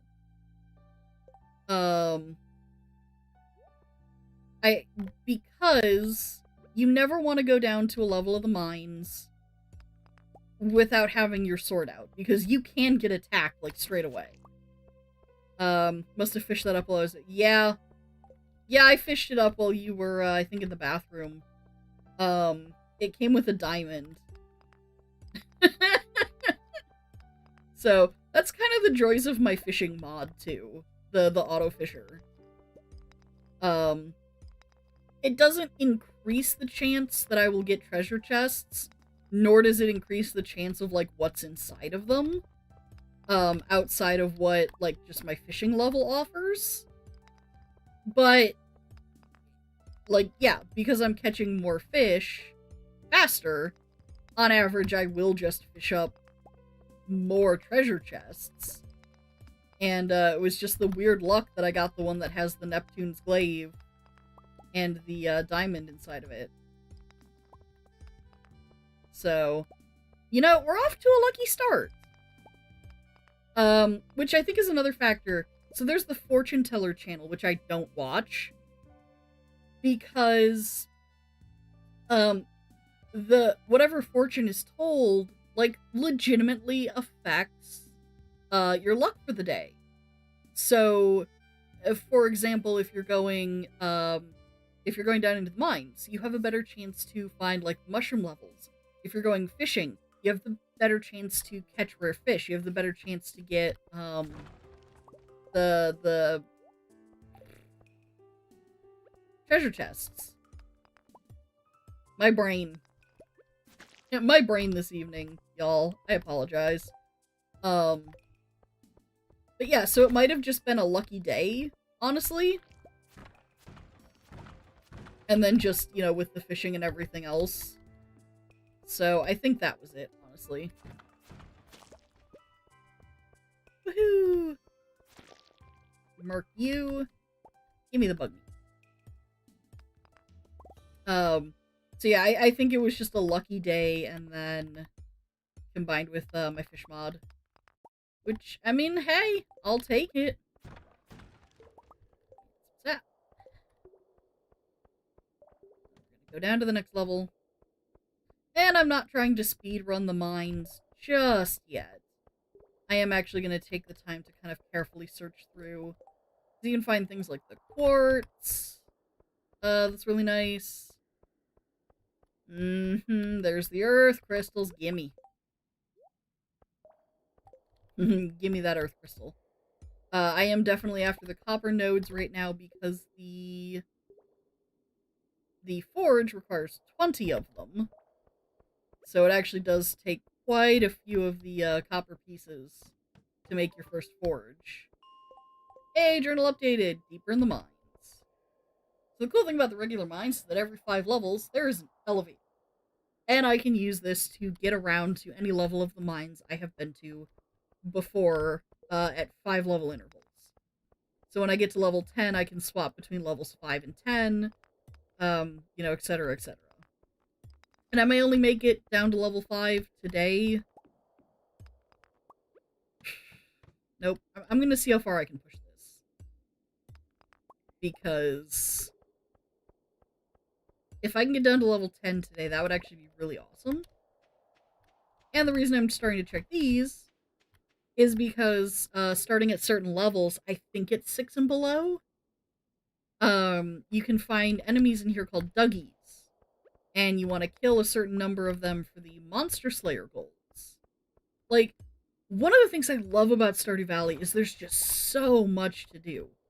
You are never, like, wanting for things to do at any point in time. And I think that's actually really cool. Because there's the Monster Slayer goals, there's cooking all the recipes, making friends with all the villagers, there's just so much. There's so much. So it's a lot of really nice goals to keep working towards. Hoping I find a cave. Oh, shoes! Yep, give me them green shoes. +1 immunity, I will take it. More quartz, another earth crystal, heck yeah, heck yeah. Which is the other reason that, like, early in... Ugh, I'm not gonna make it. Early in, I don't, like, try to speedrun the dungeons. Because if you kill monsters, sometimes they open up the ladders down to the next level. So you don't have to waste your energy, like, digging and all that. But in this case, yeah. It is what it is. So we're gonna run home and try to sort all this out a little bit. Gonna run home the fun way. And yes, for me, time does stop inside the mines. Because, like, the reason the Adventurers Guild doesn't open until 2 p.m. is because time isn't supposed to stop when you're in there. So it's supposed to keep going, so, like, if you're in there all day, when you get out at, you know, 4 o'clock in the afternoon, they're open.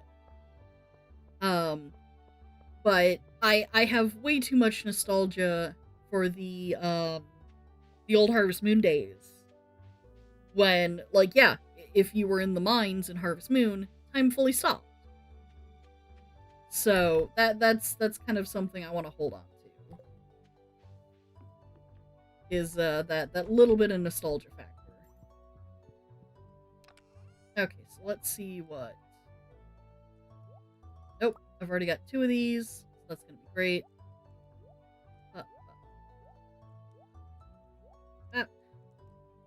So we're gonna pull out one of these. One of these. Kitty needs to stop being in the way of my chest. One of these. Put one of these away. So these are all going to the museum. Now the reason I am keeping an extra copy of each of these, so the quartz and the earth crystal obviously have community center bundle uses. But on top of that, as I was saying earlier, you need the earth crystals for the mayonnaise makers. Quartz can actually get smelted into refined quartz. But the ruby and topaz, so you can get things later called crystallariums. Crystallariums? Stariums. I think I'm saying crystallarium because of something else. It's something along those lines. It's something with a crystal. It's a crystal maker. So anything that is listed as a mineral outside of the prismatic shards, you can actually put in there and it'll replicate them. And not only is this good for money later on, but, like I said with the fish ponds, the fish ponds get to a certain capacity and then they ask you for stuff. And they're like, hey, we would like XYZ. And then, like, if the maximum population is, say, 3, it expands it out, and the maximum population now becomes 5. And they go up to 10. And some of the things that they ask you for are these minerals. So it's really good to have the extra copies on hands for replication later, which is a money thing, and for the fish ponds. So, like, kind of the extra good reasons to keep them on hand. I do not need this retaining soil, by the way, and I have 2 daffodils already. So I'm going to sell these, and then take them off my list of things I need to sell. Because again, there is an achievement related to shipping all the things. And I believe Probus, Willy, the collection, no, that's the thing. So it's not for a star drop, but the getting all the things, or shipping all the things, is also part of the Ginger Island thing that I mentioned earlier, which ties into getting the golden chickens. So we're actually going to wait for 9 a.m. Take a sip of water real quick before I go in, because I bet it's going to trigger community center, bitches! Oh, hi there. Head tilt. What an eyesore. Poor community center. This is the Pelican Town Community Center. Or what's left of it, anyway. It used to be the pride and joy of the town, always bustling with activity. Now, just look at it. It's shameful. These days, the young folk would rather sit in front of the TV than engage with the community. Or, you know, if you fix your community center, instead of having it be a piece of trash. Also, like, very typical, like, boomer, just, kids these days would rather sit in front of the TV or sit on their phones. Like, yeah, there's some nuance to that. But listen to me, I sound like an old fool. Kinda are. Sorry, buddy. Joja Corporation has been hounding me to sell them the land so they can turn it into a warehouse. Pelican Town could use the money, but there's something stopping me from selling it. I guess old-timers like me get attached to the relics of the past. Oh well. If anyone else buys a Joja Company membership, I'm just gonna go ahead and sell it. Here, let's go inside.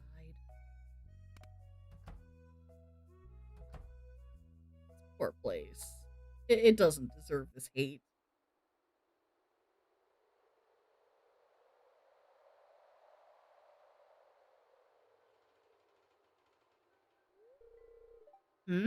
What's this? Oh, I guess Vincent and Jazz must have been playing in here. This place is even more dilapidated than I remember. Hi, friend. What? And then it's gone when he turns around.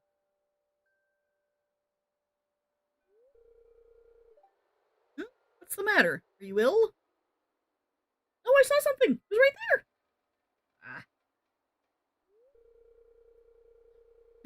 You saw something. I wouldn't be surprised if this place was full of rats.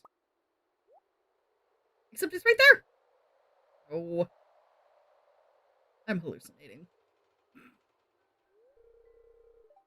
You're worrying me, Sigil.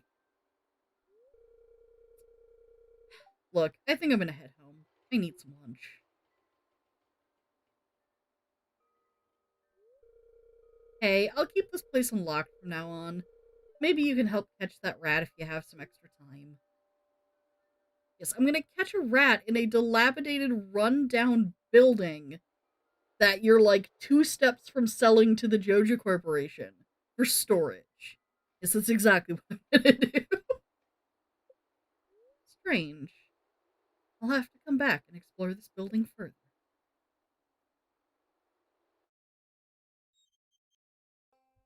Which is exactly what I'm gonna do! I know where it is! It's over here! Yes. Touch the strange glowing thing in the floor. That's a smart idea, right? I can't read that. That's garbledy-gook.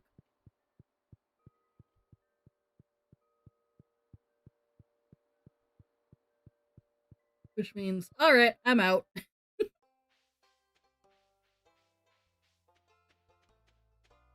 That is, garblins. Makes no sense.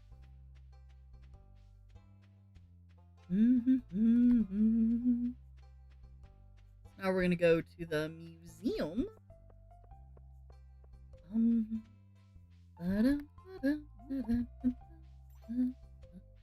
Music is so calming.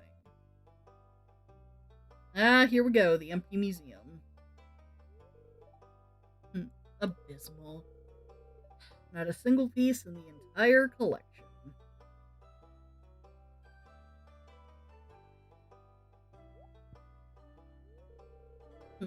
What's this? You found something?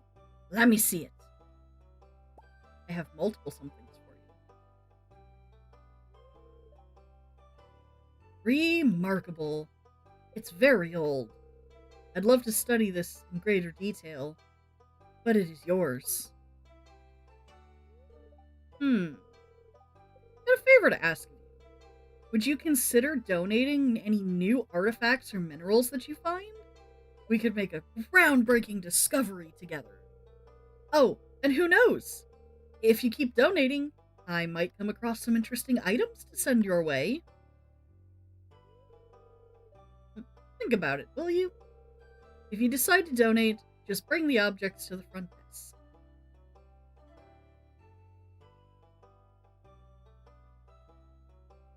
So we're gonna donate to the museum!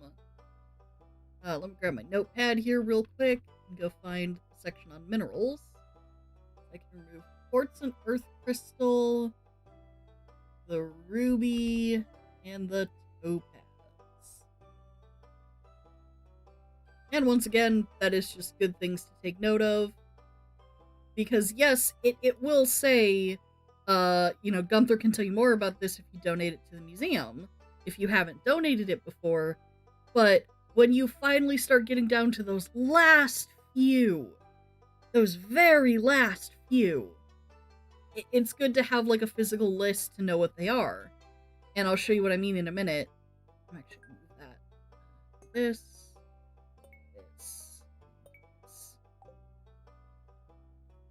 Because if you go into your collections, so see what minerals I found, it knows.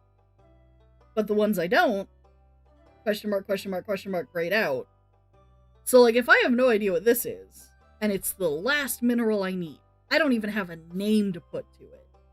But if I know what the name is, because I'm keeping a running list, then I can go to the wiki and look up, like, how to go find it, and then I know how to go find it.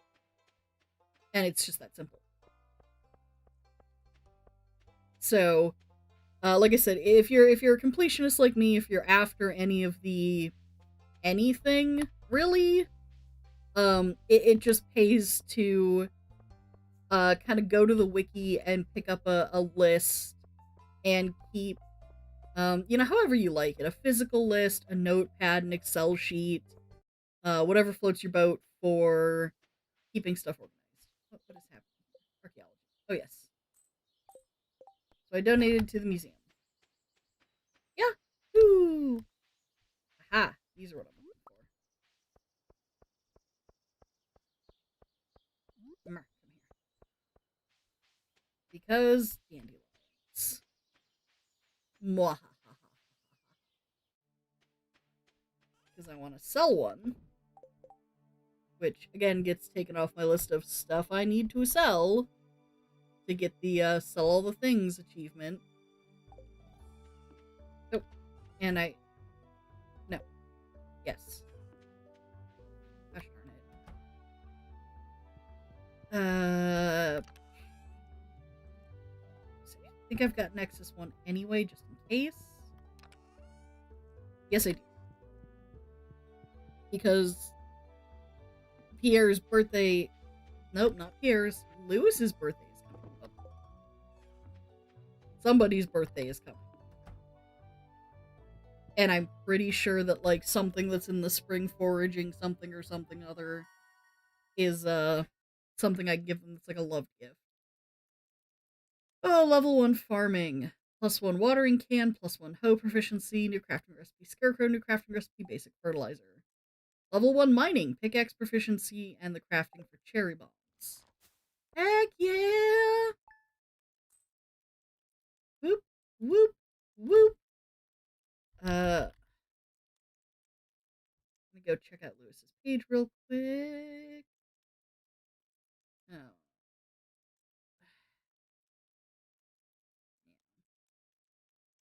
Yeah, I was wrong. The spring foraging stuff is on his neutral list, which is not helpful. So, but at least neutral, giving him something that's on the neutral list is better than like not giving them anything at all. So, whole mood. Gonna be sunny tomorrow. Alrighty, at least I don't have crops to worry about anymore. Come by the shop and check out the new rods I'm selling. They're the best money can buy, and you can customize them with different kinds of tackle. We hope to see you soon. Oh, Willie. Oh, I see you've been exploring the old mine. You've got the adventurer's spirit, that much I can tell. If you can slay 10 slimes, you'll have earned your place in my adventurer's guild. Be careful, Marlon. So there's, slay 10 slimes. My sources tell me you've been poking around inside the old community center. Why don't you pay me a visit? My chambers are west of the forest lake in the stone tower.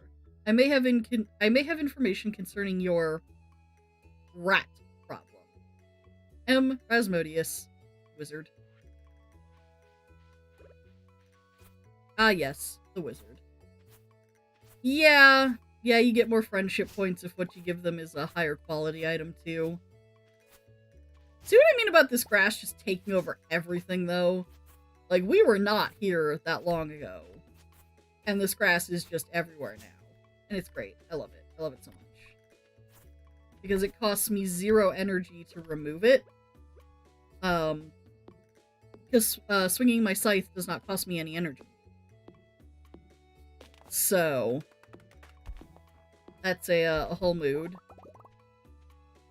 Woohoo!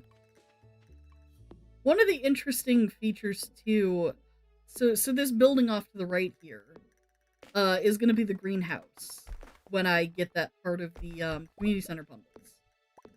And the thing about the greenhouse is that you can move it now. Again, I think that's an update that came out with Ginger Island. When you go to Robin to have her build you something, there's the move option, which has always been there. So that way, if you place down a building and you need to, shift it around or whatever, you can do that. You can move the greenhouse. The problem is that the stone path in front of it doesn't move, and you can't build on top of it. It'll like red it out for you, so you can't put stuff there. So that actually gets surprisingly annoying. Question mark?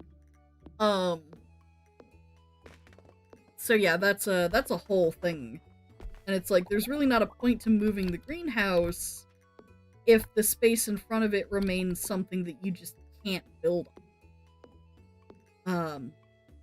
So I don't know if that's actually been fixed with any of the recent patches. Because I know there have been a couple small patches since then. But I don't know if they ever fixed that.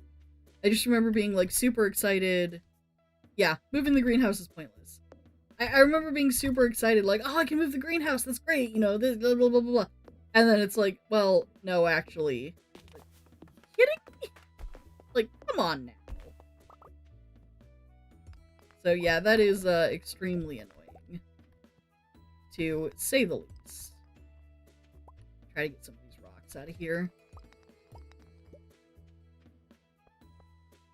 Yeah, it says you can move the shipping bin, but that's what happens. It leaves a little kind of stump sort of thing behind, and then you can't put it back in its original place. And it's like, then what's the point? Like, come on. So yeah, that's a whole mood. I feel that.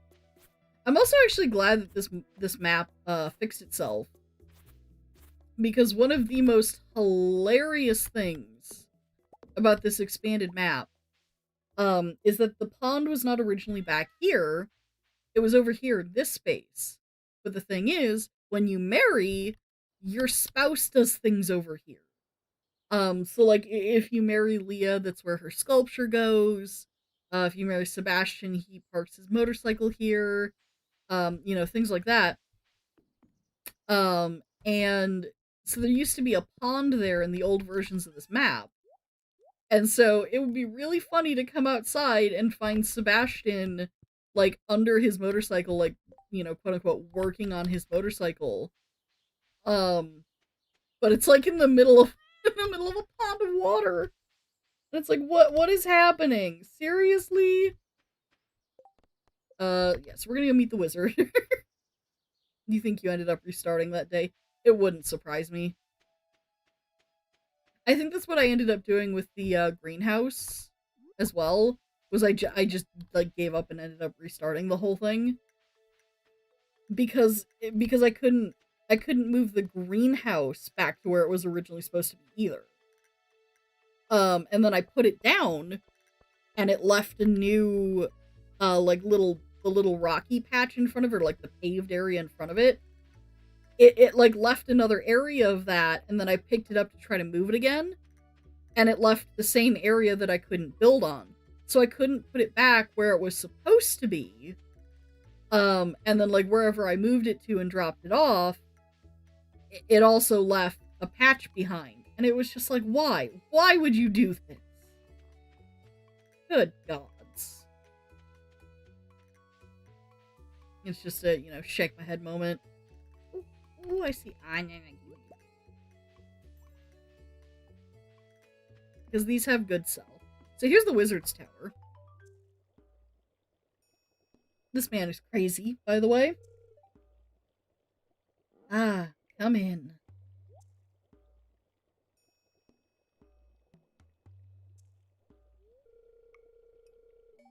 I am Rasmodius, seeker of the arcane truths, mediary between the physical and ethereal, master of the 7 elementals, keeper of the sacred. You get the point.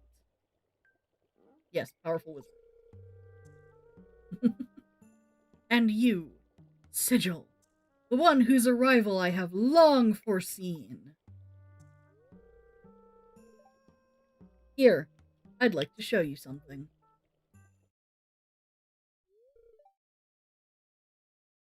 Behold! Poor thing.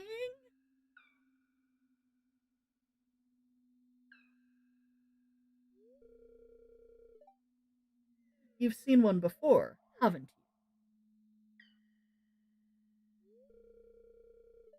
They call themselves the Junimos. Oh, mysterious spirits. Excuse me. Mysterious spirits, those ones. For some reason, they refuse to speak with me. Maybe it's because you summon them and, like, paralyze, trap them in your circle. Like, come on, buddy. I'm not sure why they moved into the community center, but you have no reason to fear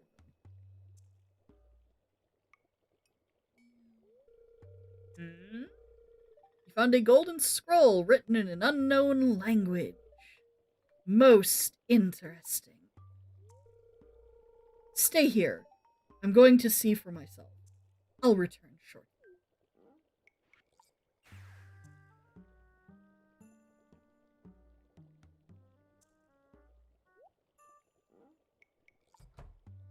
And then, like, he teleports out and then walks back in the front door.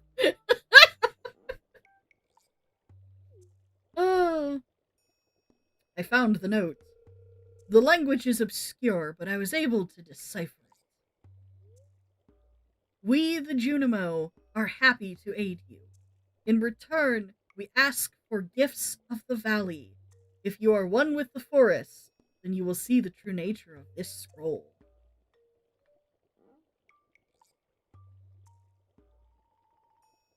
This man's crazy, and I'm about to hallucinate. One with the forest. What do they mean? Sniff, sniff. Aha! Come here. His excited face is so creepy, by the way. Like, the little excited... He looks so creepy in the excited portrait. I swear. My cauldron is bubbling with ingredients from the forest. Baby fern, moss scrub, caramel-topped toadstool. Can you smell it? You gone trip balls. You're damn right I will. Drink it. Ugh. Here, drink up. Let the essence of the forest permeate your body. Yeah, that's not creepy at all, buddy.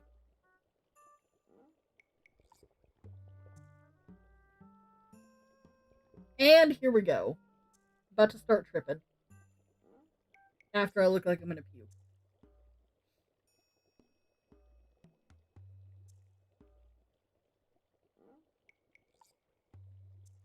Leaves and uprooted trees. What could it mean? Like, the uprooted trees floating towards me is creepy.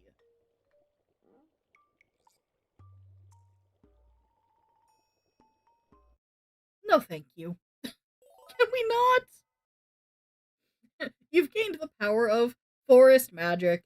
Now you can decipher the true meaning of the Junimo scrolls. Ugh. Yeah, after the wizard, like, fed me some crap. Oh, no thank you. I like how it spawns me back outside the tower, too. So it's like, he made me drink that crap, I tripped balls, and then he was like, awesome, now that you understand, get out. Like, oh, alright. Question mark?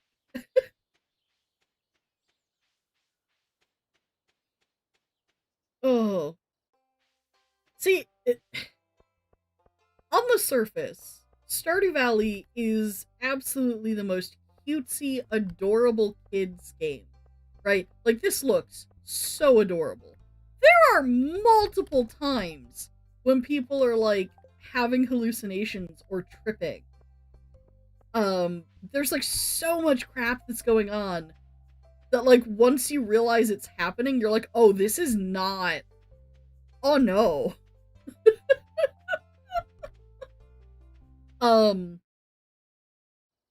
For example, with the birthdays, I was talking about Kent, who, like, doesn't come back until the start of the second year. You know why he doesn't come back? 'Cause he's off fighting a war! Like, there's war! Literal war! Like, I can't. I know there's a thing where Mayor Lewis asks you to find his lucky purple shorts. They're boxers, people. It's underwear. And when you find them, one of the options is to go hang them on the flagpole outside his house. Which I think is absolutely hilarious, by the way. And then another one of the options is to put it in your Grange display for the Stardew Valley Fair. Like, you can just put it up in a display box at the fair for everybody to see. It's like, are you kidding me?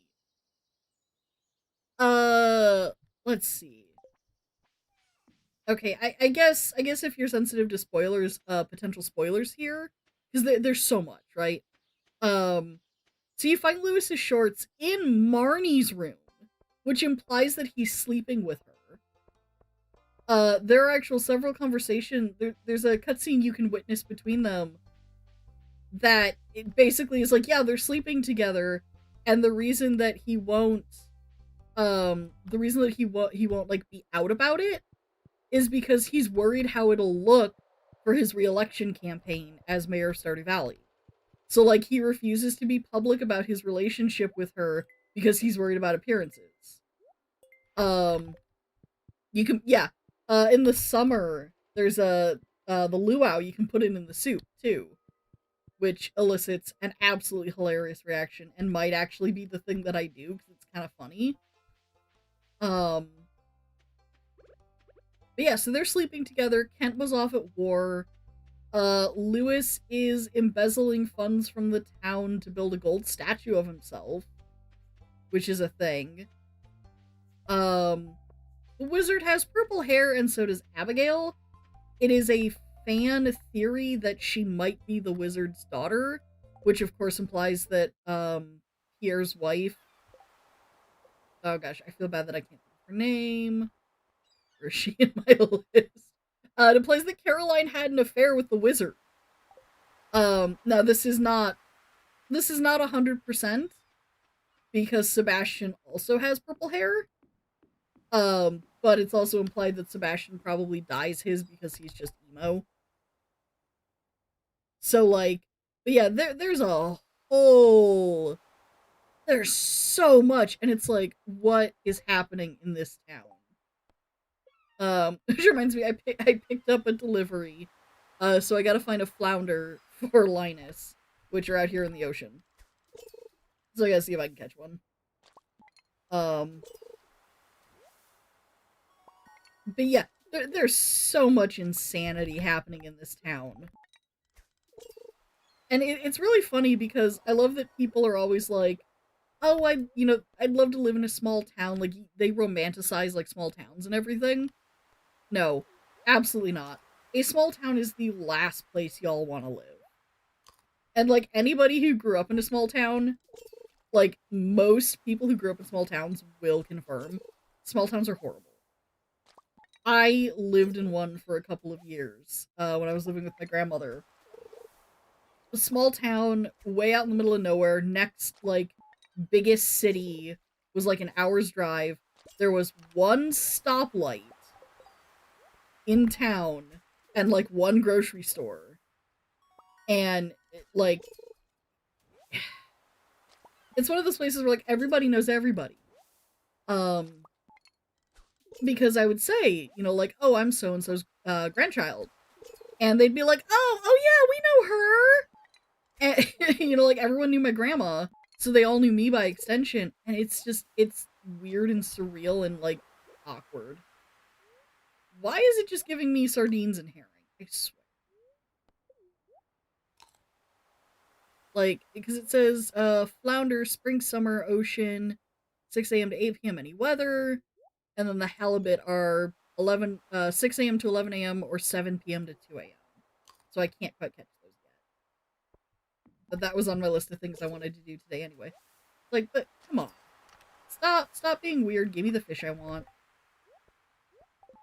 But yeah, small towns are horrible because everybody knows, like, you do something and it's like within an hour the whole heckin' town knows. And you're like, what? Huh? And it's just weird. Even though I've got, like, more backpack space now, I'm still gonna throw out the baits. I just don't have use for it. Oh my gosh, what is happening with these fish? There are 2 fish I need, and it's not... There's the halibut. Which, yep, I only need the one of, so that's fine. What is with the flounder? Like, they're just refusing. And they're only out till, like, yeah, there we go! I need to catch another one, though. Thank you! Okay, I am surprised that works. Because I'm sitting here and I'm like, what is going on? And then I'm like, give me flounder, and the game's like, okay. Fishes. Yep, Linus wants a flounder. Linus is back up in his tent. But I mean, at least the herring and the sardines are going to be good money. Which, I can't that I caught a bunch of herring. Because that is what surstrumming is made of. It's herring. And it's like, oh. Mm-mm. I have had the misfortune to smell that before. Like, mm-mm. Mm-mm. With somebody who's done it right, by the way. Because apparently you're supposed to open it, like, submerged in water or something. There's, like, some, like, special way that you're supposed to open it. And, like, yes, I fully understand that you're supposed to put just a little bit. Just the tiniest bit on top of, like, other things. But, like, that does not account for the way that stuff smells. Ugh. Because they bury it in the ground and ferment it for, like, months. And it's like, yeah, you think, like, I was talking earlier about, like, the fish smell? You think that's bad.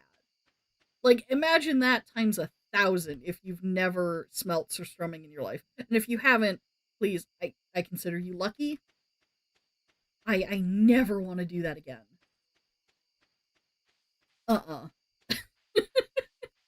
And, like, if you don't believe me, you can go watch videos online of people, like, I think my favorite one that I ever saw is these guys are part of, I want to say it was like a death metal band or something. They're like these big, tough dudes, right? And they're like, oh yeah, we're so tough, and rah, rah, rah. And their big boast was that, like, they'll eat anything that their international people sell them. Ooh, level 2 foraging. Survival burger. Nom nom. They would, like, eat anything that their viewers sent them. And so, like, they've eaten, you know, like, blood pudding and stuff like that, organ meats that, like, other countries enjoy that we really don't here in the US. And somebody sent them surstrumming.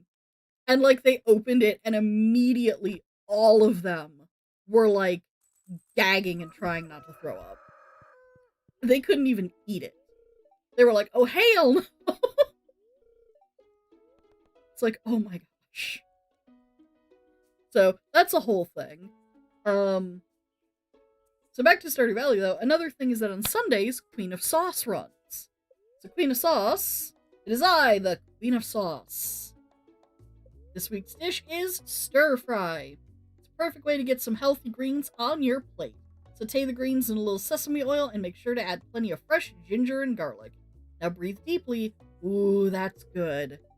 And I have learned how to cook stir fry.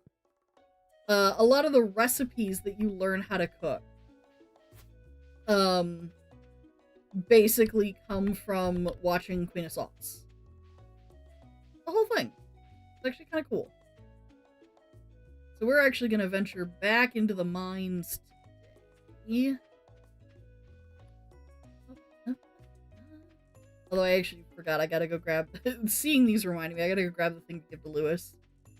But yeah, so Sundays, make sure you watch Queen of Sauce. Because that is a really good way to learn recipes. And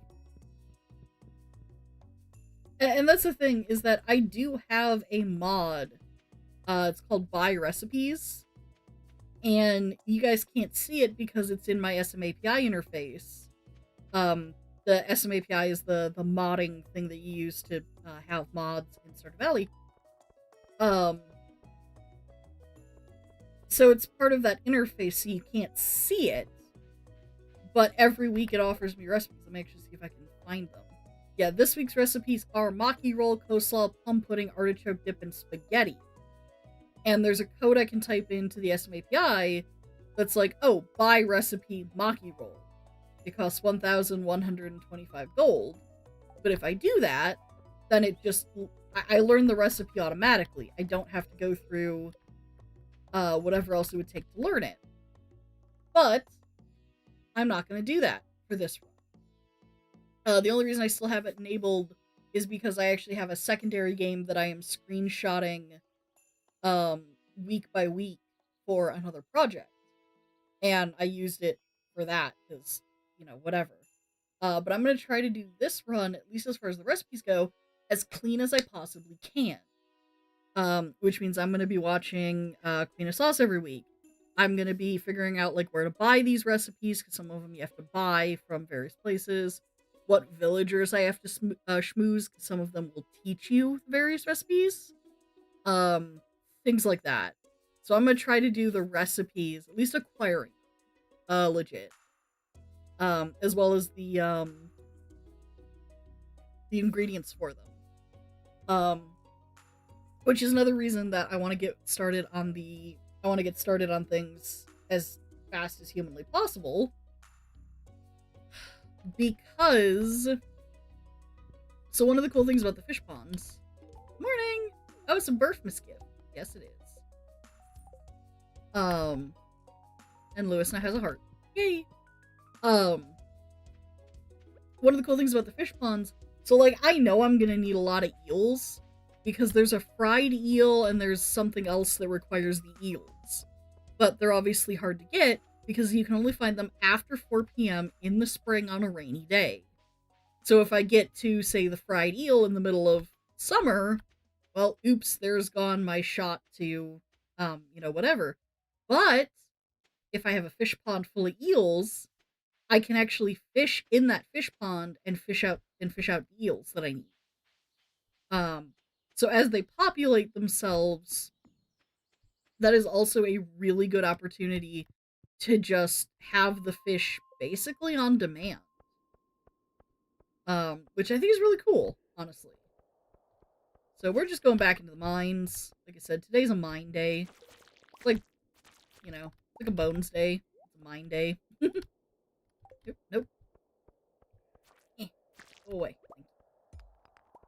And we're gonna see how far we can go. Hiya! I keep forgetting I have this little mini bomb, which I should probably set up. Run! Hey! There we go. Okay, so grab this, we're gonna grab these. These torches are great to grab. They don't sell for much, but something is better than nothing. So grab the torches where you can. Murk some slimes.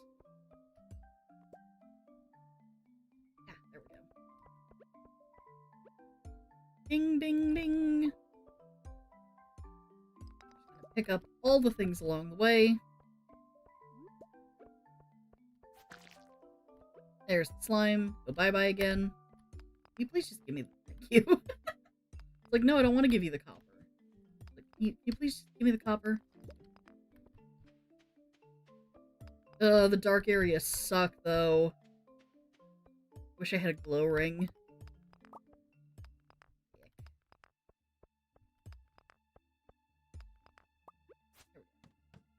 Sweep down to the next level.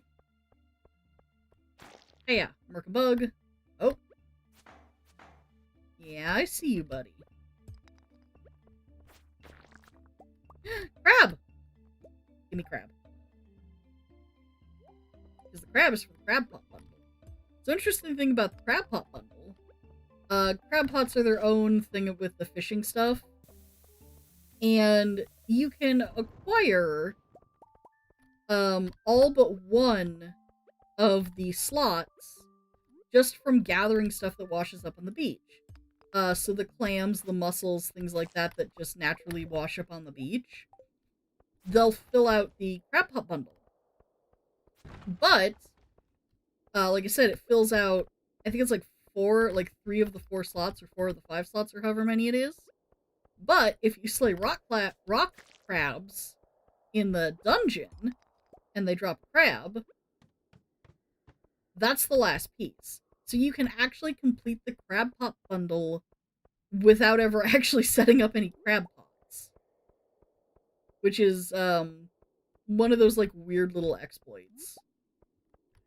We're just gonna run through here. Hiya!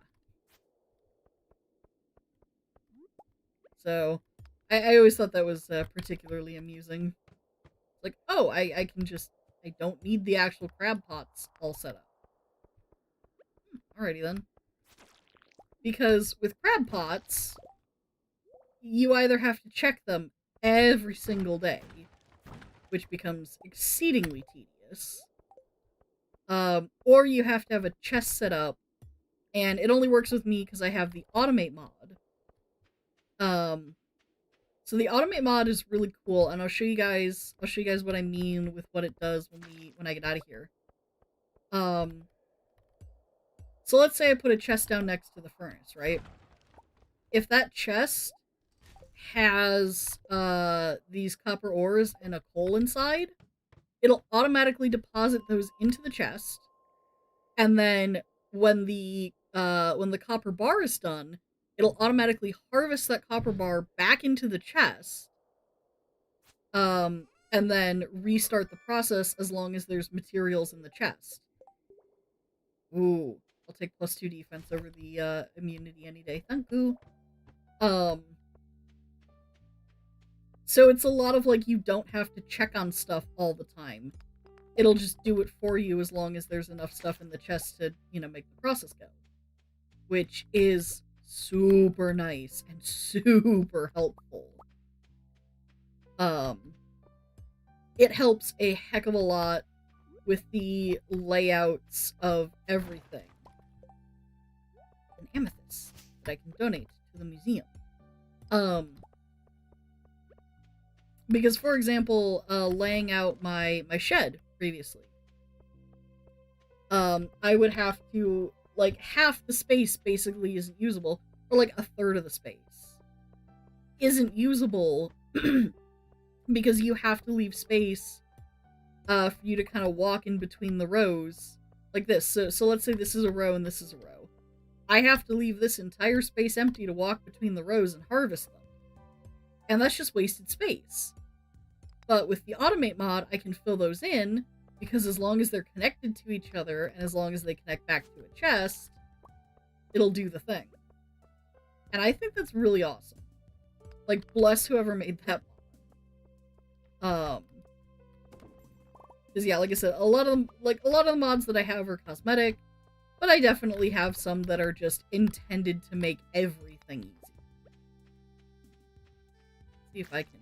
There might not be Dougies. I don't know what level they start on, off the top of my head. Journal updated! Yay! which is the whole I get to go into the Monster Slayers Guild. Or, not the Monster Slayers Guild, the Adventurers Guild. To get the Monster Slayer golds. That's what that is. One of them is slaying 1,000 slimes, which is just absolutely ridiculous.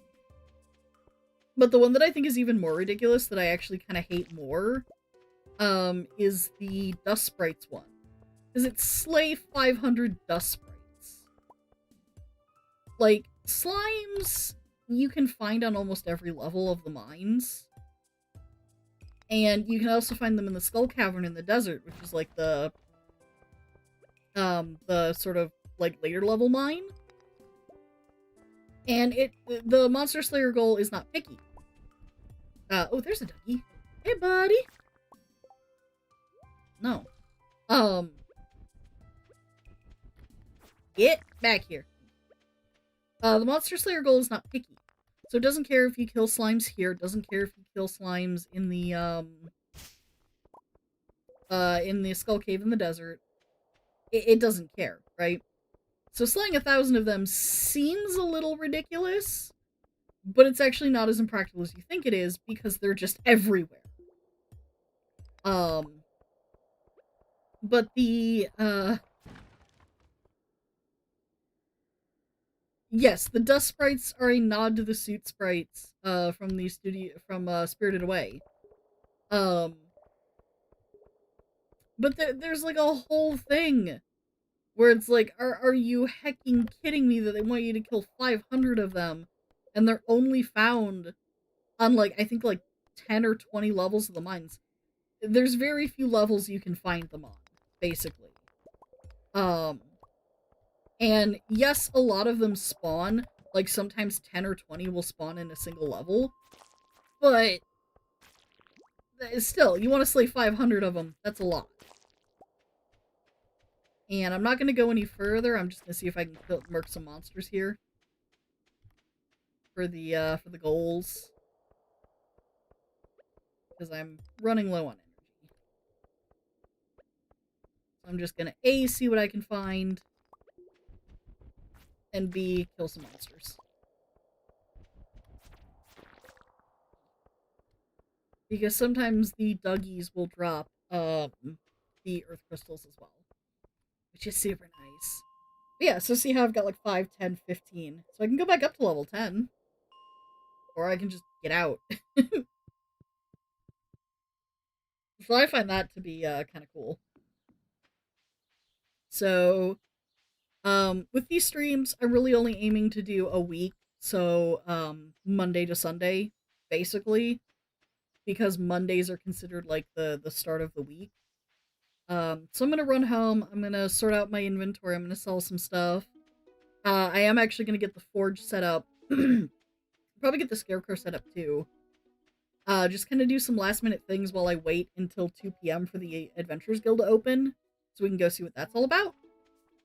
But once I go to bed, that's just gonna be the end of the stream. And, yeah. But, worry not, because my intention is to start regularly doing streams Wednesday nights and Friday nights at 8 p.m. Eastern time. And then with the VODs to go up on YouTube, like, right after I'm done. Because, you know. So, if those times conflict with anything that you're up to or whatever, worry not, the VODs will go up directly afterwards, you can sit and watch them. I plan to organize everything into playlists, it's gonna be its own whole thing. So, you guys can, sit back and watch the replays. Also, for my coffee donations, which you guys have been kind of seeing at the bottom of the screen there, as I said, I will clean up the ticker and remove the, getting to name my pet, since nobody donated, and I just got to do that for myself. But you can do those at any time, whether I'm streaming or not. And I will tally up anything that I get, and, kind of start getting those going at the start of the next stream if it happens. That's amethyst donated, so I get to pull that off the list. The show. One of the things that actually kind of ticks me off about my other playthrough of this, I am missing a single fossil, and I cannot find it. It's driving me insane. Also, yay, he gave me cauliflower seeds. So yeah, like it's probably gonna come down to I'm missing like a single fossil or like 1 or 2 gemstones, and I just can't. It's like, oh no. This reminds me of another pro tip. Speaking of gems, save your money. There is a thing where I can take the geodes I've been finding, the regular ones, and the lava ones that I dug up and what have you, and I can take them to Clint and pay him 25 gold apiece, and he'll crack them open for me. Or I can wait. In front of Lewis's house, they will eventually install a job board, and it's more advanced jobs than what you find outside of Pierre's place.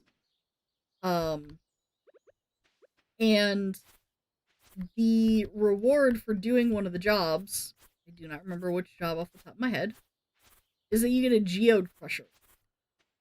And so as long as you put a geode and some coal into it, it'll automatically crush it for you. And what I was talking about kind of earlier with my automate mod is that, if my chest is full of geodes that need to be crushed, and, things like that, well, it'll just do it for me.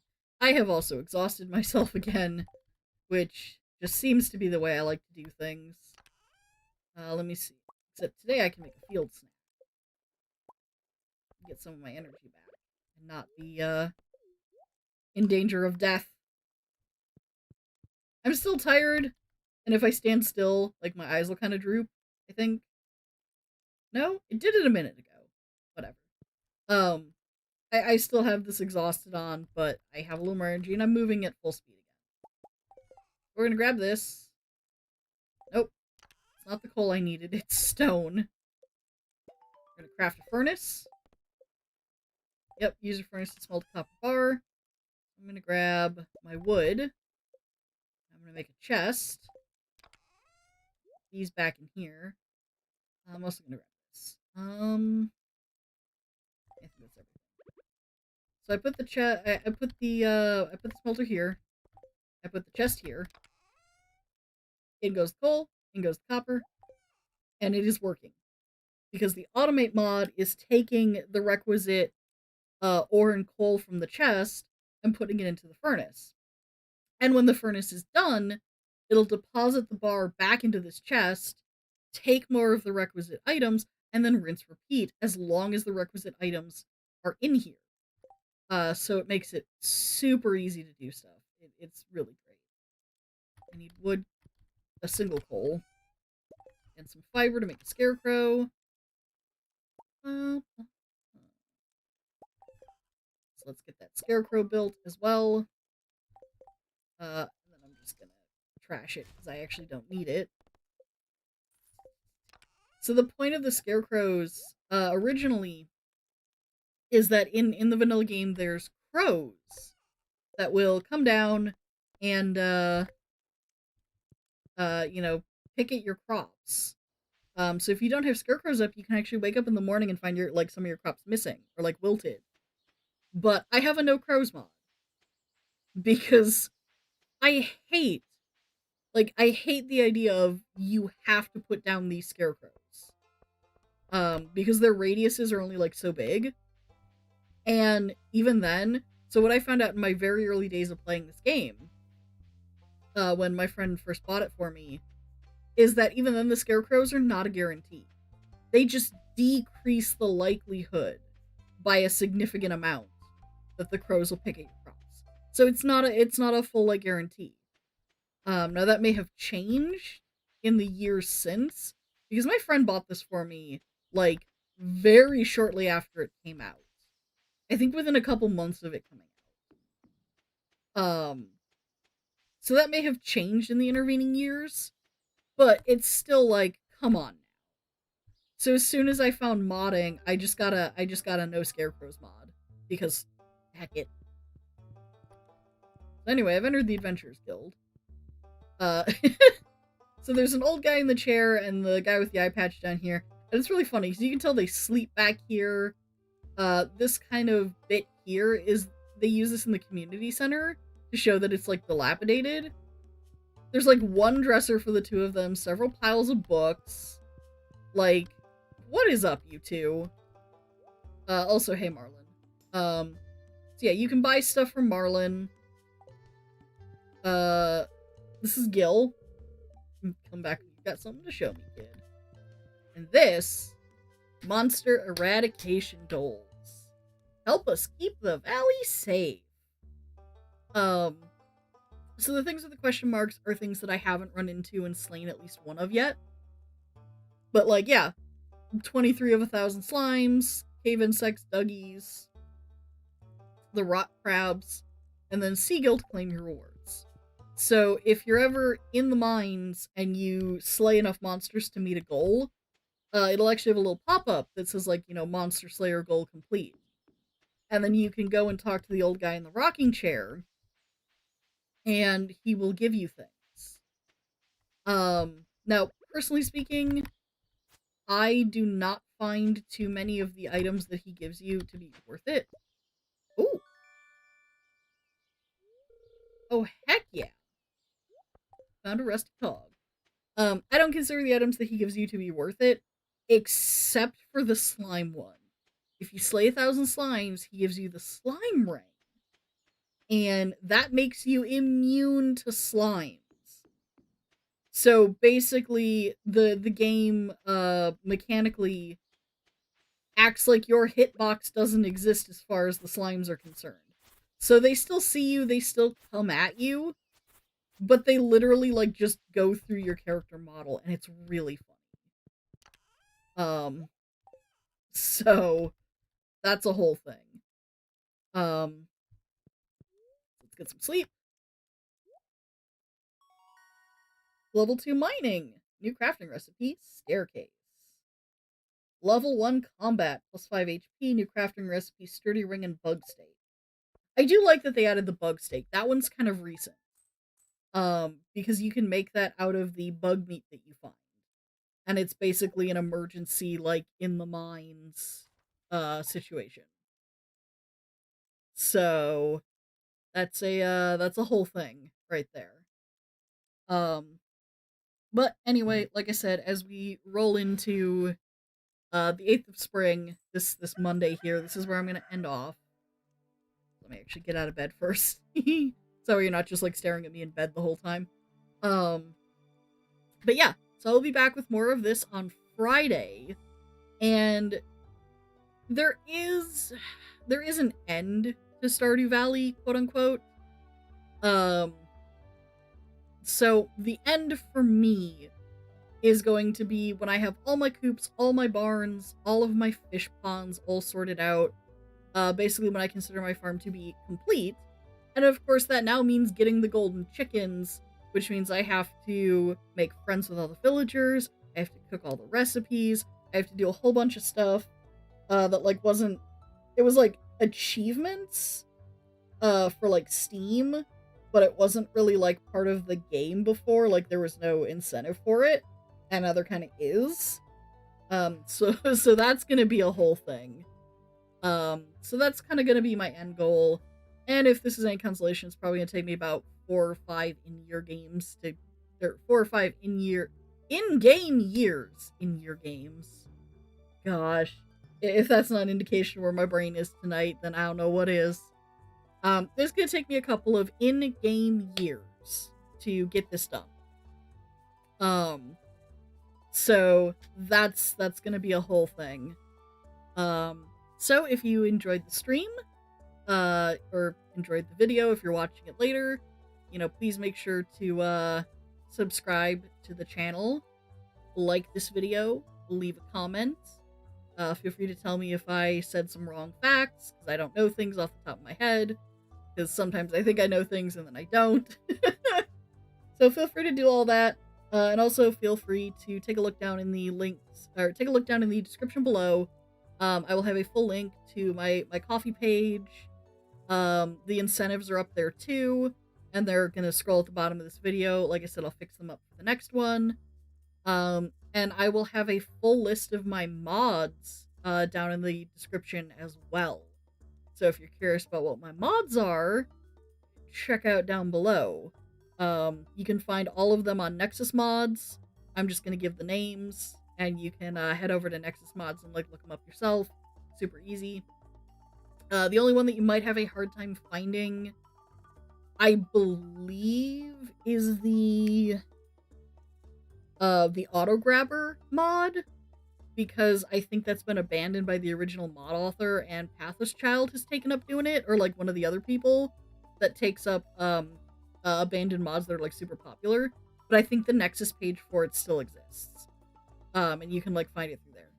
So with that being said, thank you guys, no matter if you tuned in live or if you're watching in the future, and I will see you next time. Have a wonderful rest of your day.